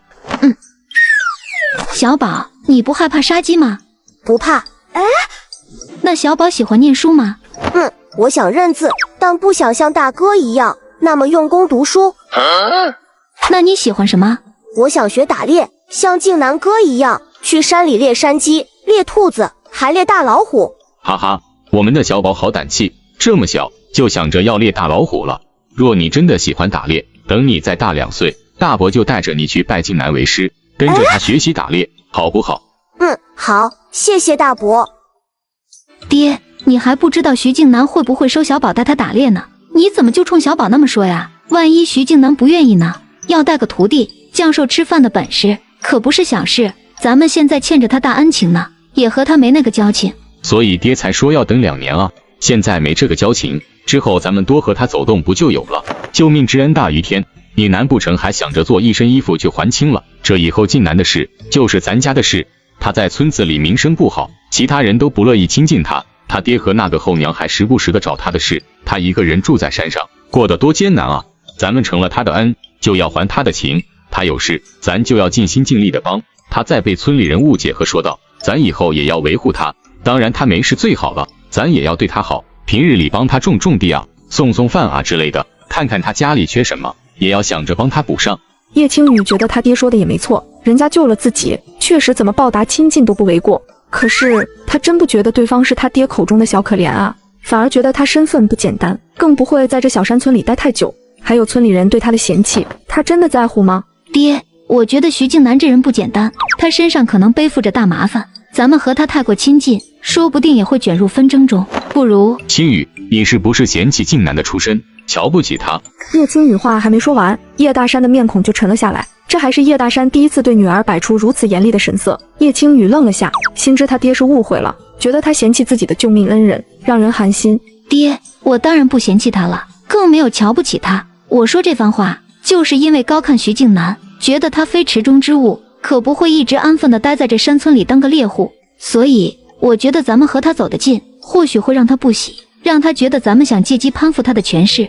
闻言，叶大山脸色顿时缓和了许多，说道：青雨，你说的这些，爹是没想到，但是靖南的身份如何，又能在这里待多久，都和咱们向他报恩没有关系。咱们只要一心对他好，并不想从他那里图什么，就行得正。爹，你刚才可是还说让小宝拜他为师，跟着他打猎呢，这还不是图啊？反正靖南对咱有恩，咱要尽所能报答他，对他好。至于你说的会受他牵累那话，以后可不要再说了。你想想，若没他救你，你就活不成了。就算咱以后真的因他遭了大难，那也不能生怨。星宇，做人不能算得那么清楚，否则就显得没了人味，很是无情。爹教训的事，女儿记下了。叶青雨被他爹的至诚给打动了，神色认真的应下了。这样的家人太让他心暖了，也让他竭力的想要守护好他们。哇，好香啊！奶奶，咱们什么时候吃饭啊？想吃可以，你得先跑趟腿，去给你靖南哥送一碗过去。好吧，那奶奶，你们可要给我留2块鸡肉啊，不要都吃完了。你趁热赶紧给你靖南哥送去，路上小心点，别洒了。我们等你回来再吃饭。奶奶，你们也不用等我，大家都饿了，先吃吧，给我留点菜和菜汤就行。娘，不用等清风小子了，咱们先吃吧，大家都饿了。叶刘氏看了看站在厨房的一家子人，不忍地点了点头。那好吧，咱们先吃。靖南哥，靖南哥，有事？你今天给我们家的山鸡，我们给炖了，我奶让我给你送一碗过来。靖南哥，你快接过去啊！这山鸡做的可香，可好吃了。徐靖南眼底闪过一丝意外，迟疑了片刻后，才将食盒给接了过来。谢谢，稍等片刻，我送你下山。靖南哥，不用送，你将菜倒出来，把食盒和碗给我，我自己回去就行。徐靖南没再说话，而是快步回到屋里，将菜倒入自家碗里，然后又往食盒里装了许多山果子，才转身出去，语气不容反驳地冲着叶清风说道：“我带你下山。”面对威势强大的徐靖南，叶清风本能的不敢再反驳，只是哦了一声，就乖乖地走在徐靖南的旁边。一直送到家门口时，徐靖南才将食盒递给了他。靖南哥，这盒子怎么变沉了？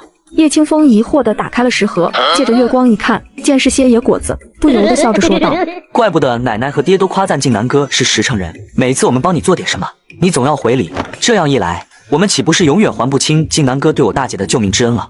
不用还，那可不行，救命之恩怎能不报？我大姐还买了布料，要给靖南哥做身衣裳，还不知你的身高尺寸呢。不如靖南哥现在告诉我吧。徐靖南听他这么说，脑海中立刻浮现出在李地主家门口看见的叶青雨的模样。他灵动狡黠、含笑璀璨的美眸，脆生生的那娇俏的嗓音，还有敏捷聪慧的心思，都让他印象深刻。与他之前看见的那个死气沉沉、眉眼间都是怨气的叶青雨相比，简直是判若两人。这个叶青雨有问题，身上疑点重重。难道他发现了我的秘密？甚至他可能是敌国的细作，取代了原有的叶青雨，目的是为了接近我。兴许前天的落水也是这个假的叶青雨特意所为，就是为了找机会试探我。徐靖南微微拧眉，语气低沉，暗含威势地问道：“你大姐落水后醒来，是不是有很大的变化？我见她如今和以往很不一样。”是啊，我大姐不再糊涂了，又和毁容前一样变得爱笑了，对我们可温柔了。叶清风说起自己现在最喜欢和最崇拜的大姐，就开始滔滔不绝，小脸上满是骄傲之色。徐靖南听他这么说，一颗心却是愈发的警惕，也愈发的认定，如今的叶青雨可能已经被其他人给替换了。你大姐可还记得落水前的事？当然记得了。靖南哥为什么问这么奇怪的问题？哦，没事，快回去吧。徐靖南见他那崇拜的模样，便知这个假的叶青雨已经取得了他的信任，也就不再询问他，以免打草惊蛇。靖南哥，你还没告诉我你的身高尺寸呢。徐靖南原本想说不必做衣衫，可转念一想，这是了解那个女细作的途径之一，便说了自己的尺寸。若家里有难处，尽管来找我，尤其是关乎你大姐的事。靖南哥，你别误会，我大姐就是为了报你的救命之恩。她说了没想要嫁给你，不过你要是想娶我大姐的话，你可要好好努力哦，我们一家人都看好你哦。留在原地的徐靖南却是被叶清风这神来的一句给弄得有些懵了，甚至不禁细细思量起这个可行性。娶她也不是不可以，如果娶了现在的叶青雨，就可以就近的监视她，不仅方便探明她的目的，还能约束她，让她不敢对叶家人下手，倒也不是不行。不对，既然这叶青雨是假的，甚至是敌国细作，直接将她抓起来严刑拷问就是了，根本就不需要虚与委蛇和她成亲。靠，这都是想的些什么呀？差点就被这小子给带歪了。回过神的徐靖南越想越不对劲，于是便匆匆地赶回了家里，换了一身行头后，便消失在了黑夜当中。老头子，自从青羽毁容后，我这2、3年都没过得如此舒心了。是啊，我也和你一样，我都不敢睡觉，生怕这是一场美梦，又怕醒来后青羽又变回去了。呵呵，瞧你那没出息的劲，揣着你的美梦睡吧，以后的日子有咱们董事的福宝在，会越过越好的。老婆子，今天青羽给我说过，想要招个不嫌弃她容貌的赘婿。我听说徐家靖南小子已经被徐家赶出来了，将他招进来如何？你真是躺了3年，将你给躺傻了。你见一次靖南娃就知道了，他可不是能当人赘婿的无能小子，而且人家都自立门户了，他若和青羽真能成，那也是青羽嫁到他家去。这都是聊的些什么呀？不过这叶家的人对如今这个假的叶青羽还真是如获至宝，疼爱有加呀。大和，你明哥去给我娘家还银子的时候，我大哥大嫂说是说了不好听的，你别在意啊。我不会的，这2年大舅哥帮衬了我们许多，不提当初借给了咱家的13两银子，后来陆续借给咱家的粮食也有100-200斤多了。他挤兑我几句，应该的，我能受得住。话不是这么说的，咱们刚成婚那会儿，家里有余钱，我大哥找咱借了20多两做买卖亏了，咱也没说让他立刻还了，后来他就还了1半多点，还有10两没还呢，咱不要，我大哥大嫂就当全还了，再也不提这事了。叶无事说起这个就来气，声音也不免尖锐了些。这2年咱家遭了大难，过得不好了，大哥大嫂借给了我13两银子，就像给了我天大的恩德一样，我每次回娘家就各种的挤兑我，真是让人寒心。按理说咱这13两银子就还个3两就对了，那10两只当是他们还了咱们之前的钱。好了好了，咱不气了，小点声，别吵了小妞和小宝他们。再怎么说那也是你的娘家，是你的大哥大嫂，这2年也帮了咱很多，接济了咱们不少的口粮。咱不和他计较这10两银子了，咱就先还了这2两，后面的银钱先紧着其他人还，最后再还给他们。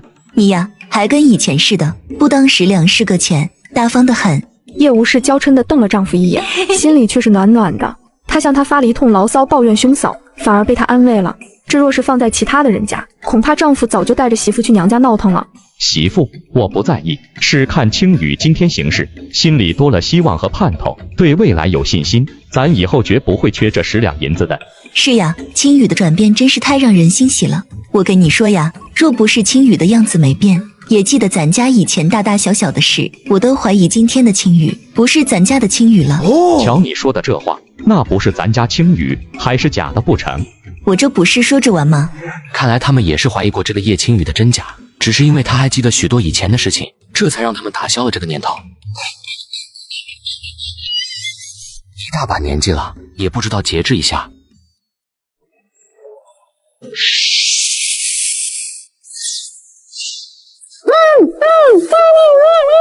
我松开手，你别喊，否则我立刻杀了你，你的家人也会跟着遭殃，明白吗？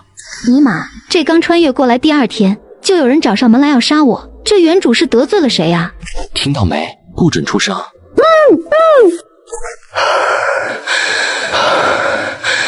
你不是叶青雨，你到底是谁？来这里假扮叶青雨又是什么目的？叶青雨闻言，心里咯噔一下，颤着声回道：我当然是叶青雨了，我在这里出生的，从小在这里长大的，家人还有村里人都认识我，可以作证的。我真不知你为什么会怀疑我不是叶青雨，我就是个普通的农家女，长这么大，之前去过的最远的地方就是县城，还就去过1次。我毁容后，虽内里自卑胆小，可表现得尖酸刻薄，除了对家里人不太好外，我没做过别的伤天害理的事，甚至这3年我几乎没踏出过家门。你为什么要找我？你是不是找错人了？徐静南听他否认，倒也不意外，他也没期待他能立刻就承认，而是沉声地问道：你落水前后性子变化如此巨大，作何解释？嗨，那是因为我差点死了1次，想明白了许多道理。之前我也是读书明理、温柔聪慧的人，只是因为毁容和被退了亲，失了心智，愤恨命运不公，看什么都有怨气。落水昏迷后，我去了一趟鬼门关，彻底顿悟了。我现在只是恢复成原本的性子，并不是假冒的。不信你摸我的脸皮，是真的，没话本里说的做了什么易容。徐静南抿了抿嘴，对他的这番话顶多就只是信了1成。他犹豫了一下，还是伸出手在他脸皮上仔细摸了摸，确实没有任何易容的痕迹。你的胆子很大，被我用匕首威胁还能侃侃而谈，被我轻薄摸脸也能面不改色，这是一个农家女该有的胆气吗？这位大哥，我感觉你不是滥杀之人，不会要我的命，也就没那么害怕了。只想向你解释清楚，我并非假冒的叶青雨。至于你说轻薄摸脸，呵呵，就我这副尊容，我这辈子没想过再嫁人，因为嫁了也是被夫家嫌弃糟践，所以我也没必要为了什么未来夫婿守节。和清白相比，差点死了1次的我，明白性命才更重要。难道他真的不是假冒的细作，而是如他所说，只是想明白开窍了，所以性情才会大变？那你和徐静南是什么关系？你故意接近他，可有什么目的？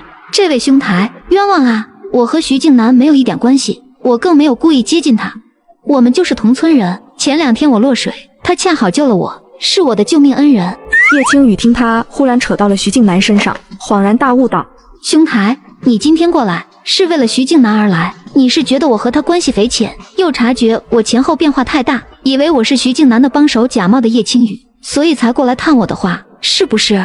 徐静南听他想偏了，也没有纠正，而是顺着他的意思道：你倒是聪慧。哎，兄台，我不管你和徐静南有什么恩怨，我也不想知道他的身份如何，我就是个普通的农家女，我就想守着家人，安安稳稳的过好自己的小日子。你们的纷争我一点都不想参与，所以拜托你高抬贵手，放过我，也别去打扰我的家人，好吗？你可不像普通的农家女。谢谢你的赞誉，我也知道我机敏聪慧，不论是识文断字还是女工厨艺，都天赋过人，说普通确实自谦了。还有这样夸自己的人，脸皮真是够厚的。我听你家人想要将你许配给徐静南。兄台，你该不会想要我嫁给徐静南，配合你监视他，给你传递消息吧？你可太高估我了，我这么丑，他怎么可能看得上我？这个坚决不行。我有说过让你嫁吗？哼，自作聪明，不过总算是有些自知之明。不管你用什么方法，你接近徐静南，探听他的行踪，给我传递消息，做得好了，我不仅不会伤害你和你的家人，还会付给你酬劳。我能拒绝吗？他怎么说也是我的救命恩人呐。这位兄台，咱有话可以好好商量，不要一言不合就拔刀子嘛。只是让我探听他的行踪是吧？好的，没问题，我答应，一定照做。还请兄台也信守自己的承诺和保证，不要伤害我的家人，也不要出现在他们面前，惊扰了他们。你真的很在意家人？徐静南见他答应，心中又泛起一丝不爽的问道：出卖自己的救命恩人也无所谓？呵呵，虽然这么说显得我很小人无情，可是一个救命恩人，自然没有我家人的安危和性命重要了。我只是个小女人，能力有限，在致命的威胁面前，亲疏有别，我只能先守护对我更重要的家人，也只能对我的救命恩人说声对不起了。若我恩人真的因我的出卖出了事，还麻烦兄台好心告诉他一句，以后别什么人都救，还是心狠的好，免得被自己救的美人蛇咬一口。好一个美人蛇！徐静南将匕首从他的脖颈收回，见他如此在意家人，隐约觉得他不是假冒的细作了，应该真的是叶青雨。只是这叶青雨言谈举止太出乎意料了。你和传言很不相符。嗨，这年头谁信传言？谁傻？兄台，你在村子里打听一下徐静南，就知村民有多愚昧了。传言丝毫不可信。想要了解一个人，还是要多接触才行，道听途说的都不准。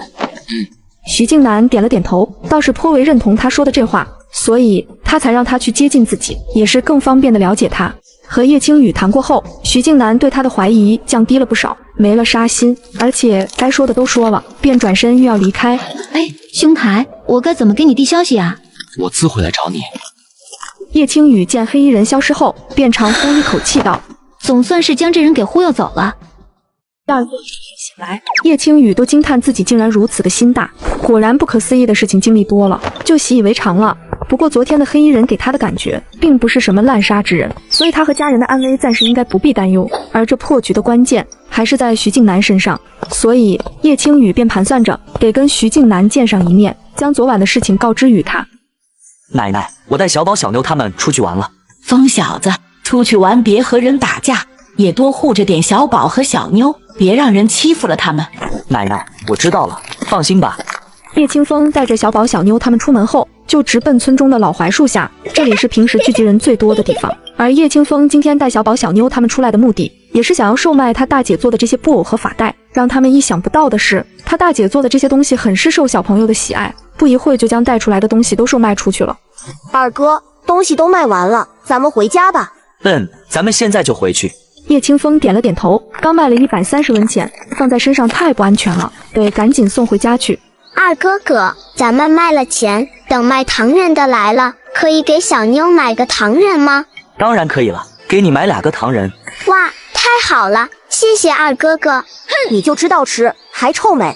小宝看了一眼妹妹，十分恨铁不成钢地说道：刚才如果卖了你手里的布偶，咱们又可以得45文钱，能买很多粮食了，还能买一大块肉呢。可是这是大姐姐给我的布偶，不能卖。你把大姐姐给的布偶卖了，哼，哥哥坏坏。小宝被妹妹说的有些心虚，那个布偶是大姐送她的礼物，她给卖了换钱，似乎真的不太好。好了，你们2个不要吵了。小宝想给家里多赚些钱，没有错。小妞喜欢大姐送的布偶，珍惜的要留着也没有错，你们只要觉得这样做自己开心就好了。小宝被二哥哥这么一劝，顿时松了一口气，小胸膛又挺了起来。他不是不爱惜大姐送的东西，而是想给家里多赚一些钱。他做的没有错，听见没？我做的是对的。哼，二哥哥是坏蛋胡子他们就爱说大姐姐的坏话。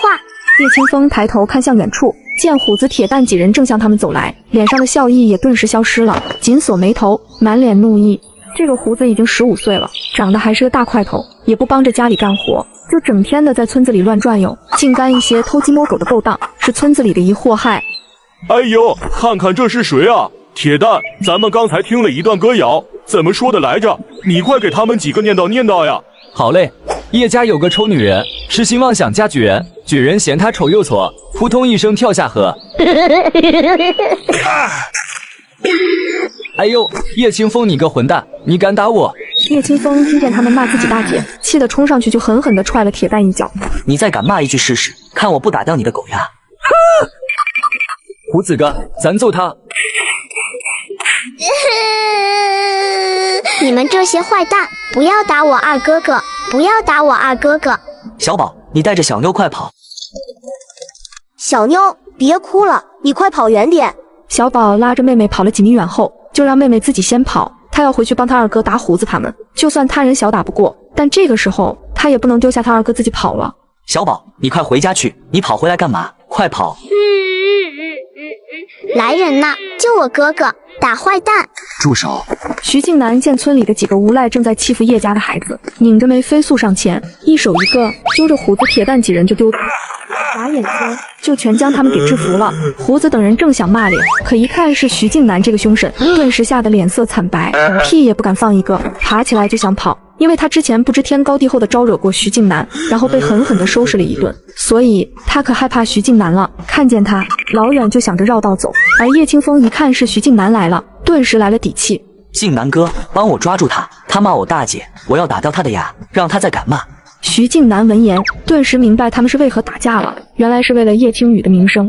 这村子里嘴碎的人很多，叶青雨毁容后，在背后或诋毁或笑话的人不在少数。想起昨晚上，在他的刀子下，依旧镇定自若、侃侃而谈的叶青雨，徐静南不禁的暗讽这村里的人是有多愚昧。不过不管叶青雨到底有什么问题，对于叶家，徐静南还是一直心存感激的。虽然现在碍于一些隐秘的原因，他不能出手帮助叶家，但是眼前的这些小事，他还是能做的。徐大哥，我之前真的不知道这小子得了您的庇护，我以后再也不会对他动手了，求求您饶了我这一回吧。是叶家。胡子愣了一下，这才明白过来，他说的他护的是整个叶家，不只是叶清风，这是警告他以后不准再侮辱叶青雨了。是，以后我再说叶大姐的坏话，我就自打嘴巴子，我也不会让其他人说的。您看这样行吗？滚吧！胡子等人如蒙大赦，逃得比谁都快，生怕晚上一会，徐静南就改了主意，再折腾他们一顿。静南哥，太谢谢你了！静南哥，你好厉害呀！小宝双眼明亮，满脸崇拜地看着徐静南，心里更是激动的不行。他很想跟着徐静南学功夫，这样以后就可以保护他的家人了。你们没事吧？没事。哥哥，二哥哥，你们疼不疼？小妞，别哭了，二哥哥不疼，没事了。二哥哥骗人，你都流血了。小妞，二哥哥真没事，放心吧。小宝，你伤着哪没有？二哥，我没事。没伤着就好，我先送你们回去吧。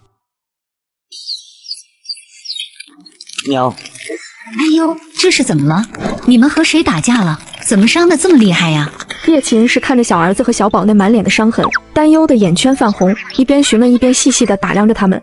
除了脸上，身上伤得重不重？疼得厉害不？娘，我们没事，我们碰到虎子和铁蛋，他们说我大姐坏话，就打了一架。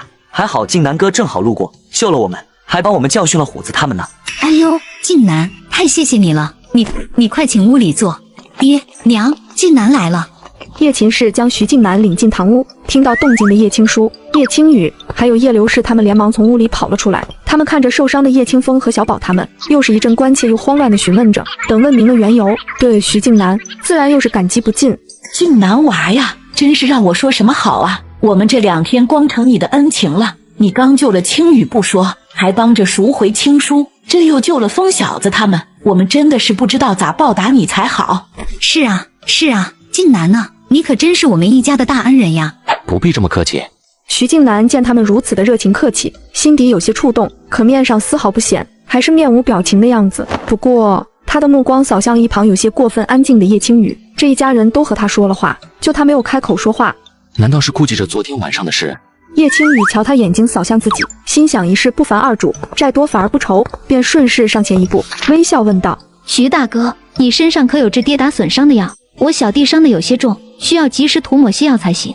徐静南看了他一眼，然后从怀里掏出来一个小瓶子，说道：取一点涂抹在伤口处，1日2次即可。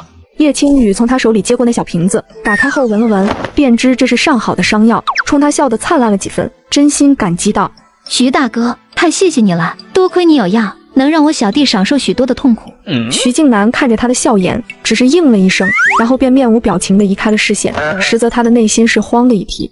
这个叶青雨真是个厚脸皮的奸猾女子，昨天晚上刚说要出卖我，这时居然好意思主动向我要伤药，还冲我笑得那么真诚，仿佛没有对我动坏心思一样。这叶家的其他人倒都是质朴心善的人，怎么就养出了他这么一条美人蛇？这养歪的着实有些厉害啊！青叔啊，扶我起来，我要好好谢谢静南嘛。徐静南听见这动静，连忙起身，走到里屋门口，略躬身冲里面的叶爷爷说道：不必劳烦了，还请您老好生歇着。好，我不起来。静南娃，你走近些，让我好生看看你。你回来这么久，对我家照顾颇多，我还没见过你呢，也没当面向你说声谢谢。徐静南闻言，立刻上前2步，来到叶爷爷的床前。哎呦，长这么高了！叶爷爷看着高大英挺、眉眼带疤、不怒自威的徐静南，所受的冲击力不小。他恍神了片刻，才又笑着说道：我还记得以前你虽然个子不矮，可瘦弱得很，长得也很白净，这完全变了样子了，我差点认不出来了。叶爷爷亲眼见到了徐静南，便明白了老伴之前说的那一番话。这样的徐静南怎么可能做赘婿呢？不过让徐静南做他孙女婿，他还是愿意的。徐静南对上叶爷爷那热切的眼神，想到他有意让自己娶叶青雨，不禁变得有些不自在了。青雨呀，你将屋里的尺子拿出来，再给静南量量身。我昨天听着清风只给了个身高，其他的都没说，那做出来的衣衫铁定不够好。叶青雨看了他娘一眼，点了点头。他能看得出来，他娘这是想让他和徐静南多亲近一些。他也正好要找个机会和徐静南说说昨晚黑衣人的事，所以便没忤了他娘的意思。果然，等他从屋里将尺子给拿出来后，一家人都找借口忙活起来了，让他在院子里单独给徐静南量身。被叶青雨量着身，徐静南心底是抗拒的，可是他实在是无法推拒叶秦氏等人的热情，只能选择妥协，然后如木桩子一般的立在院子当中。徐大哥，还请你张开双臂，我要为你丈量臂长。徐静南闻言，如机器般的张开双臂，备受煎熬的等待着量身的结束。徐大哥，有坏人想要害你，他还找上了我，让我帮他盯梢，监视你的行踪，你可一定要小心呀。徐静南闻言，极为震惊地看向一旁为自己丈量的叶青雨，实在是没想到他居然会说出这番话。所以昨天晚上我被他给骗了吗？他煞有介事地说自己是什么美人蛇，出卖自己的救命恩人，还会乖乖配合的话，原来都是假的。徐静南一瞬间心中滋味颇为复杂，觉得自己之前已经高看了叶青雨许多，可是如今觉得还是低估了他。徐大哥，我知你非普通猎户，定有不凡的身份，再次回来这里应该有重要的任务，可是你已经被人盯上了，还请多加小心。你救我性命，诱惑我大弟小弟他们，我和家人感激不尽，但是我家人都是普通农户，不知小国之大事，还请你不要将他们牵扯进来。而我自己已经被迫入了局，我甘愿帮你的忙，为你尽一份心力。你若是需要我反监视那坏人，向他虚假情报，我也会用心做的，当报答你的恩情，你觉得如何？叶青雨低语说完心中所想，便不再说话，而是专心的给他丈量着。徐静南眼神复杂的看着叶青雨，觉得就是他手下那些训练有素的人，也无法做到他这般的坦然自若。他居然能够前一刻还在谈论着关乎掉脑袋的大事，下一刻就能如没事人一般给他认真的量身。这个叶青雨倒是有些看不懂了。徐大哥，你考虑的如何了？我如何能信你？那坏人也没留下凭证让我向你证明，不过还请你相信我有一颗赤诚的报恩之心，绝不会出卖你，做伤害你的事。你的心赤诚，我怎么一点都不信呢？因为徐静南在叶青雨的身上只看到了狡猾、诡辩、心机，甚至徐静南都有些怀疑叶青雨这番作为是否怀疑昨夜威胁他的人就是自己，所以反过来试探自己呢？那人让你监视我，你却向我兜了底，你就不怕被察觉，招来杀身之祸？怕呀，不过细想，对方既然让我监视你，说明他应该不好近你的身，怕被你察觉，所以只要你给我的消息有真有假，我就能与之周旋。待徐大哥离去，我想对方也就放过我了。所以冒昧问一句，徐大哥你估计何时能做完事离开这？还需3、4年。徐大哥你没逗我吧？要3、4年之久？叶青雨听到这话，所有的淡定都没了，杏目圆睁，语气中的火气都要压不住了。那徐大哥，你可知是谁在盯你？你可有什么对策？不管是为你自己，还是为我和家人的安危，我们都要将这个隐患给铲除了。你说呢？徐静南见他这般焦急又在乎家人，已经排除他是细作的可能性了，又见他也没有什么坏心思，徐静南心里便开始有些过意不去了，觉得自己对他做的是否有些过分了。这事我会处理的，对方不会再找上你，你和你的家人也是安全的。真的？那就太谢谢徐大哥了。叶青雨闻言，对上他笃定的神色，不由得相信了他，脸上也露出一抹释然的笑意。徐大哥，你若需要帮忙，尽管说，虽然我们帮不上什么大忙，可日常小事还是可以的。叶青雨对他的观感好了不少，当然更心怀感激他对家人的帮助。徐静南点点头，算是应了他的话。可是他心里却想着，以后还是少和叶家往来的好，以免日后真的将叶家给牵扯进来。他们聊得好像还不错，看来是有戏哦。娘，咱们中午要留静南吃饭吗？家里一点荤腥都没有，而且大山和大河他们都不在，怎么留啊？让青叔去送静南吧。叶秦氏应了声，便去找大儿子了。叶青叔从屋里出来，这边叶青雨和徐静南也说完话了。徐静南见他出来，便顺势提出离开，叶青叔便将他送到门外，冲他再次感谢一番。目送他离开后，叶青叔才转身回院子里，快步朝堂屋走去，便听到他奶开心地说道：哎呦，疯小子，你真把你大姐做的那些布玩具给卖出去了？对啊，是兰兰娘他们买的，除了小妞的布偶外，他们全买去了，我还卖给了他们2根头绳发带呢。叶刘氏等人都听得惊叹不已，没想到真能卖出这么多钱。奶奶，卖的钱都在这了，还好兰兰娘他们有些碎银子，若是给我130个铜板，我碰上虎子他们时，估计钱会被他们打得掉出来，又是一场麻烦了。以后再遇见这种一看打不过的，一定要跑，知道吗？叶青雨神色严肃地看着小弟，顺势教育着他：今天是你们幸运遇见了徐大哥，若是没遇见他，若是虎子他们发现了你身上有这么多钱，到那时你不仅保不住钱，还会被揍得更狠，甚至半条命都没有了。我记住了，以后绝不逞强了。小宝，还有你，今天做的也很不对，大姐知道你很勇敢，也很有担当，很想帮助二哥哥打虎子他们，但是你现在还太小了，好回去帮忙，不仅不能帮你二哥哥打坏人，还要害得他为了护住你，只能被动挨打，就连还手和逃跑的机会都没有。大姐，我错了。小宝低下头，回想当时的情形，二哥哥扑过来抱住自己，确实被揍得更狠了，他一点没帮上忙，反而害惨了他二哥哥。叶青雨见他这小模样，不禁有些懊悔，刚才他的话似乎说的有些重了。小宝，你已经做得很好了，真的，大姐是看你和清风受了伤，心里又担心又着急，不想你们再受到伤害，以后啊，再遇见这种事，你就跑快点去喊大人来帮忙，好不好？好。小宝点了点头，犹豫了一下，又说道：可我想学功夫，像静南哥那样亲手打坏人，他真的好厉害的。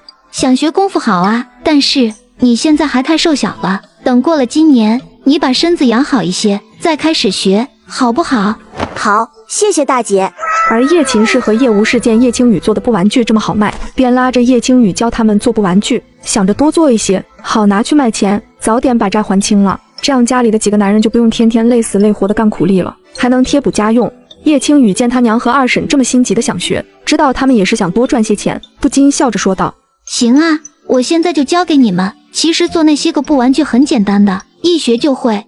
经过叶青雨仔细又耐心的指导下，叶秦氏和叶无事终于是做出了第一个布玩具。叶青雨一看他娘和二婶做的布玩具，惊喜的连连夸赞道：娘，二婶，你们也太厉害了，一学就会，配色也很好，可以直接出师了。以后这部玩具，我只教你们做一个模子，后面你们自己就能做了。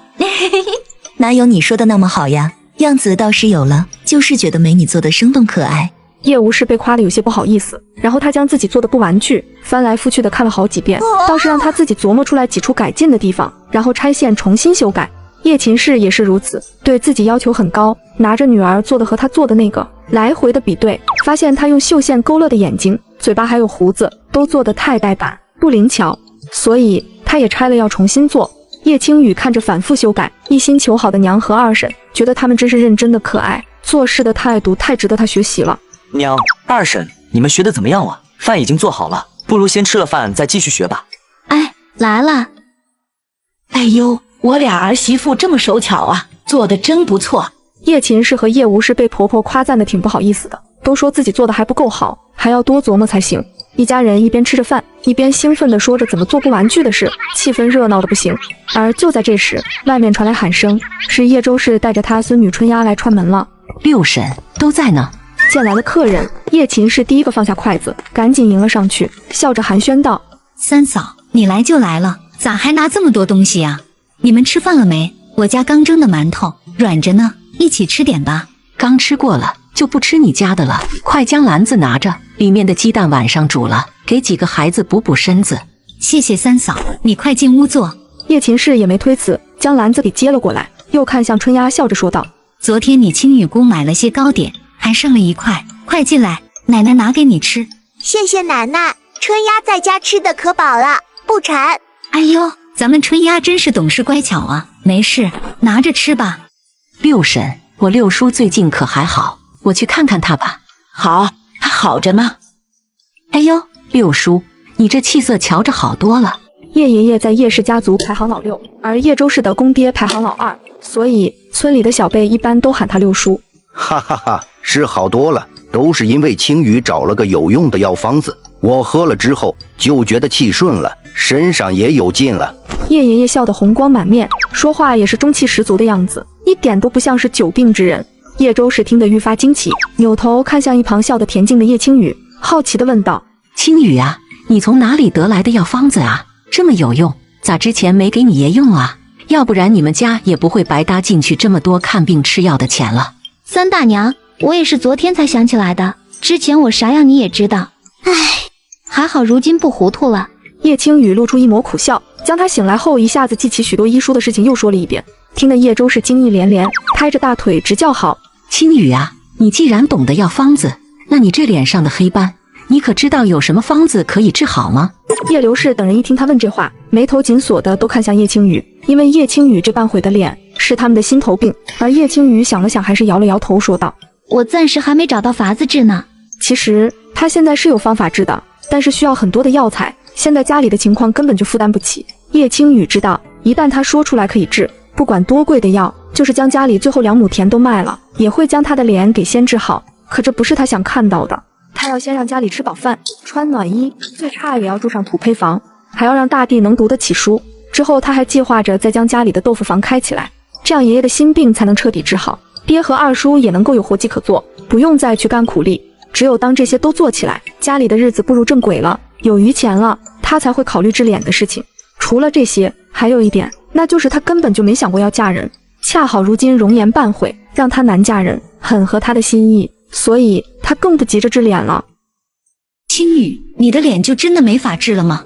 叶秦氏等人听到叶青雨的话，个个是面色难堪，焦急万分。而叶青雨看到家里人因为他毁容和嫁人的事情忧心难受，叶青雨心里也不好受，所以只能先给他们吃个安心丸了。娘、奶奶，你们放心吧，虽然现在我还没找到治脸的方子，但是我相信在不久的将来一定能找到的，我的脸也一定能治好，还能找个好人家嫁了，这是我冥冥之中感觉到的机缘，很准的。大姐，你说的不久的将来是多久啊？叶家其他人也都非常关心这个问题，全都扭头看向他，就怕他说个10年8载的，到那时怕是黄花菜都凉了。这个治脸的机缘，最晚明年的这个时候应该就有了。真的，明年就能治好了。叶刘氏哪怕知道叶青雨是在安慰他们，可内心是非常愿意相信孙女的话的，真心希望能变成真的。真的，我可不骗人的，没有把握的话不说。奶奶，我信大姐，大姐现在这么厉害，一个药方就能治好爷爷的病，还能做出精巧的头绳和布玩具卖钱，她说的就一定能实现。叶清风作为叶青雨的脑残粉，第一个坚定地拥护他大姐，而叶青雨则是向他小弟投去一个赞许和感激的目光。有他小弟说的这话，就更能增加他话的可信度了。好，好，好，奶奶信，奶奶就盼着你脸能治好呢。明年不晚，不晚。对，不晚。明年青雨才20岁，嫁人还来得及，还有1年时间。等公爹病好了，咱一家人好好干，一定能再给你攒出一副好嫁妆的。叶秦氏听到闺女的脸能治好，高兴不已，干劲十足，恨不得立马冲进房内，继续做布玩具，为闺女攒些嫁妆。哈哈，好啊，我这次过来，原本想给你们说，我昨天去镇上找媒人给我家小儿子说亲，也就托媒人给青雨说个媒。我之前想着青雨哪怕脸毁了，可有一手好绣活，能赚钱，找个夫家也不难。可现在青雨说她的脸能治好，那就另当别论了。现在找人家，不如等治好了脸再找。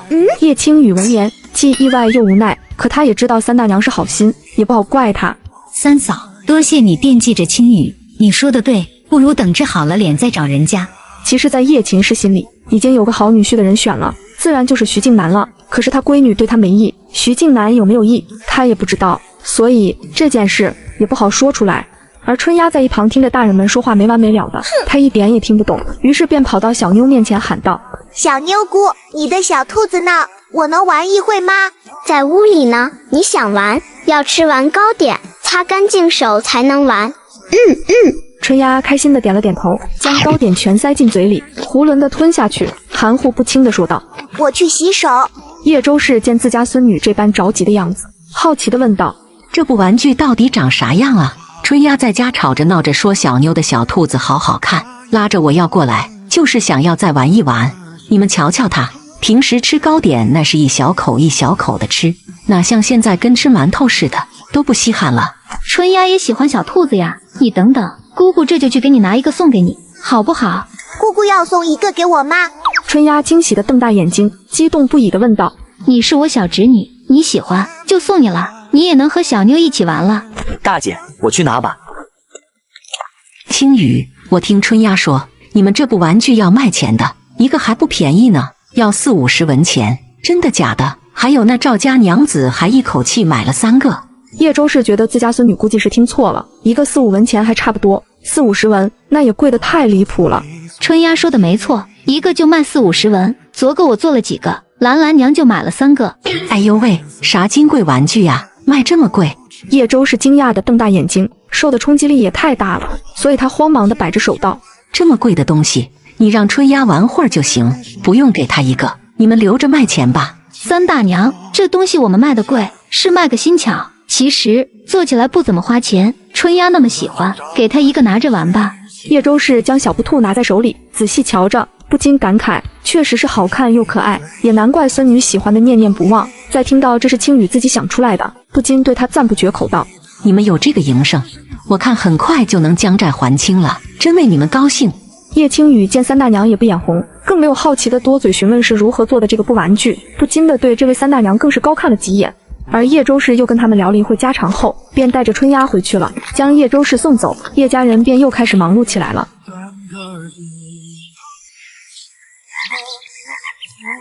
媳妇，我们回来了。今天镇上有人盖砖房，我和二弟干了一天，东家阔气，见我俩出力最多，干得好就多给了10文钱，我俩一共赚了50文呢。叶大山说着，从怀里将48个铜板给掏了出来，递给媳妇，那2文钱坐牛车用了。辛苦了，快去洗洗，坐着歇会儿，饭也快好了。咦，你今天不对劲啊，除了清风被人打了，可还有事？叶大山看着媳妇，皱着眉问道：“若是以往一天能赚这么多，媳妇铁定眉开眼笑，眼里带光的看着他，再说上一句：哎呀，赚这么多呀，真好，真能干。”那时候他就感觉十分满足，只要他媳妇觉得他能干，能让他媳妇拿钱拿得开心，他就是在外面再苦再累都觉得值了。可是今天他没看到媳妇水润带光的眼神，也没看到他脸上有惊喜的笑，心里不免失落的同时，又怕出了大事。是有好事，青雨做的那些个布玩具和头绳都卖出去了，一共卖了130文钱呢。我和弟妹下午跟着青雨学了怎么做，以后也能帮着赚钱了。叶秦氏一说起这事，浑身就往外冒喜气，双眼放光，笑得还合不拢嘴。叶大山终于如愿看到媳妇璀璨带光的眼神了，不过不是因为他，而是因为他闺女。青雨，你做的那些消遣的小东西都卖出去了，还真的能卖那么多？这是哪个有钱的人买的啊？叶大山是个钢铁直男，自然是不喜欢那些布玩具的。之前闺女喜欢，就随她捣鼓，觉得是小孩子玩意，也不值钱，更不能卖钱，却没想到真的卖出去了。哼，爹说的不错，你还没清风会做买卖呢。叶秦氏嗔怪地看了丈夫一眼，不用女儿说，她自己就将事情细细地说了一遍。叶大山闻言，心情跌宕起伏，一会儿骄傲得很，一会儿又有些失落。突然间，他咋觉得自己成了家里最没用的人了？有了这个营生，我和弟妹总算是能帮着赚钱了。你和二弟也别那么苦干，找点轻松的活。之前看你们每天那么累，我和咱爹娘心里都苦着呢。叶秦氏柔声地说道，望着他的眼里都是关切之意，还有些心疼。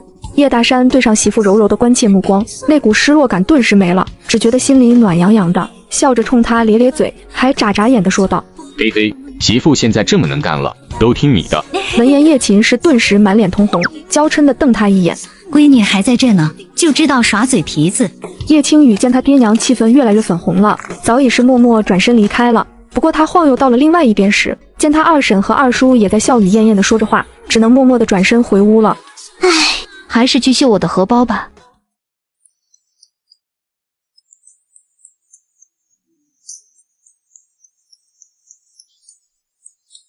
唉，终于都绣完了，这做绣娘呀，真的是太辛苦了。做绣活不能过久，说了让你多休息，你也不听，非要这么赶着绣完。我是想着快点绣完，明天就能去一趟镇上，将绣品给掌柜的，再买一些碎布头回来，也正好把做好的这些布玩具和头绳一块带着卖了。是啊，咱们这3天做了有43个布玩具，还有24根头绳，基本将那些大块的碎布都用得差不多了，挑不出好的配色了，确实该再买一些碎布头了。什么？做了40多个布玩具，这么多？叶青雨这2天都埋头刺绣，期间偶尔指导一下他娘和二婶做布玩具和头绳，也没注意他们到底做了有多少。青雨，我和你二婶做的布玩具还是没你做的好看可爱，就算咱们打算卖20文一个，可也不知能不能卖出去。娘，二婶，我有个想法，咱们可以留一小部分单卖，大部分卖给镇上的一些店铺里。卖店铺有2个好处，一是这样不用咱们去镇上摆摊浪费时间，还省了来往的车钱。第二呢，店铺若是觉得咱们这玩具让他们有利可赚，会长期和咱们合作，也就有了稳定的销售渠道。可那些店铺会不会觉得咱们卖的贵，不愿意收啊？娘，我觉得不会的。你看兰兰娘之前可是一口气买了咱们3个布玩具呢，而且还是40文一个，这说明咱们做的布玩具很受欢迎。哎呦，你们家怎么都这么整齐，在院子里坐着呢？我能进来吗？叶青雨等人听到声音，不由转头看向院门外，脸上都露出惊讶，说曹操，曹操就到了。当然能进来了，我们欢迎着呢。婶子，你是不是不会用头绳？过来问我大姐的。不是这个事，那头绳啊，这几天我都摸索会了，那头绳做的确实好用又好看，我家兰兰很喜欢用。青雨，你可真有巧思，婶子过赞了。前几日清风卖给了我3个布玩具，我家兰兰很喜欢，我又送给了娘家的侄子侄女们，他们也都喜欢得很。我娘家是镇子上的，他们天天拿在手中玩，这件的孩子多了，就都问是从哪里买的。我这3天啊，就碰到了4、5家问的，他们也都不在乎价钱贵，都想买给孩子。这不，我今天终于得空了，就过来你家问问，还有那布玩具吗？我替他们买几个。叶刘氏等人一听这话，顿时喜上眉梢，尤其是叶秦氏激动地说道：有的，有的，我们这几天又做了一些，你大概要多少个？刚才他还担心卖不出去呢，没想到转眼间兰兰娘就又上门来买了，而且他还说镇上的孩子很多都喜欢的。叶秦氏不傻，这句话的背后可透着很多商机的。至此，他悬在心中的石头总算是落下了，也不担心做的布玩具卖不出去了。买10个吧，有这么多吗？别说10个了，你就是要40个，我们也是有的。你等等，我这就去给你拿。天哪，这么多呀，瞧着真好看。兰兰娘上前将那些布玩具拿起来瞧了瞧，见里面包含了各种各样的小动物，每一个都造型别致，憨态可掬，十分讨喜。不过她拿起来仔细的看了看，发现这些布玩具的做工之间还是有着差别的，虽然都不错，但是有的更灵巧可爱一些。青雨，这些布玩具都是你做的吗？我瞧着这手工倒是有些不同。婶子的眼光很准，这些布玩具大都是我娘和二婶做的，我只是做了几个。不瞒婶子，这布玩具我们家打算当个长久的营生来做，所以单靠我自己可不行，便让我娘和二婶帮着做。不过我娘和二婶刚学，还有些手生，做的玩具神韵差了几分，所以这一批布玩具我们统一卖20文一个，你可以从里面挑出10个喜欢的。20文。兰兰娘微微惊讶地挑挑眉，瞧着手里的布玩具说道：“是和你做的相比差了几分，不过你们降了一半的价钱，也着实便宜了。就算继续卖个30-40文，依旧有人买的。”你这话我们就当是夸奖了。来，你是我们家的第一个顾客，还是各大主顾，我给你挑最好的，不能让你拿出去失了面子。兰兰娘笑了笑，心里很是欣慰，对叶家的人更高看了几分。她想了想，又道：“你们这剩下的布玩具，不如都卖给我吧，我拿到杂货铺去卖。”你全要了？叶琴是惊喜的瞪大双眼，然后又看向叶青雨，让他拿主意，他们到底卖不卖给兰兰娘啊？婶子，谢谢你照顾我们的生意，你是个有眼光、会做生意的爽快人，能和你合作是我们的福气。这一批布玩具都可以卖给你，不过你在兜售的时候，最好不要统一价位卖，而是将这些布玩具按照大小、做工来错开价格，有贵有贱，这样可以有更广的销售路子。谢谢你的建议，我会采纳的。婶子，我们家还有20多根头绳，你要不要？这头绳可以搭配布玩具卖，都是女孩子家喜欢的物件，是能添彩的东西。哈哈哈，你这小子可真是会做生意啊！好吧，把头绳一起带上。这些布玩具和头绳一共908文钱，兰兰娘给了银钱，便带着布玩具离开了。等兰兰娘离开后，叶琴是惊喜的声音颤抖地问道：“刚刚咱们是卖了1两银子吧？”娘，是9钱银子，不到1两。才3天，咱们就卖了差不多1两银子，这样干下去，不出半年，咱们家的债就能全还清了。娘，你说是不是啊？说的没错，若是回回都能卖这么顺利，那这1个月能赚将近10两银子呢，不用半年，4个月就还清了，比咱家以前的豆腐房1个月赚的还多。你们这2天辛苦了。叶琴氏和叶无事连连摆手，忙说不苦。两人都心想着这3天确实是累，可这样干的有奔头，想着未来的好日子，心里也都是甜味，一点都不苦。叶青雨看着一家人开心的样子，心里也高兴得很。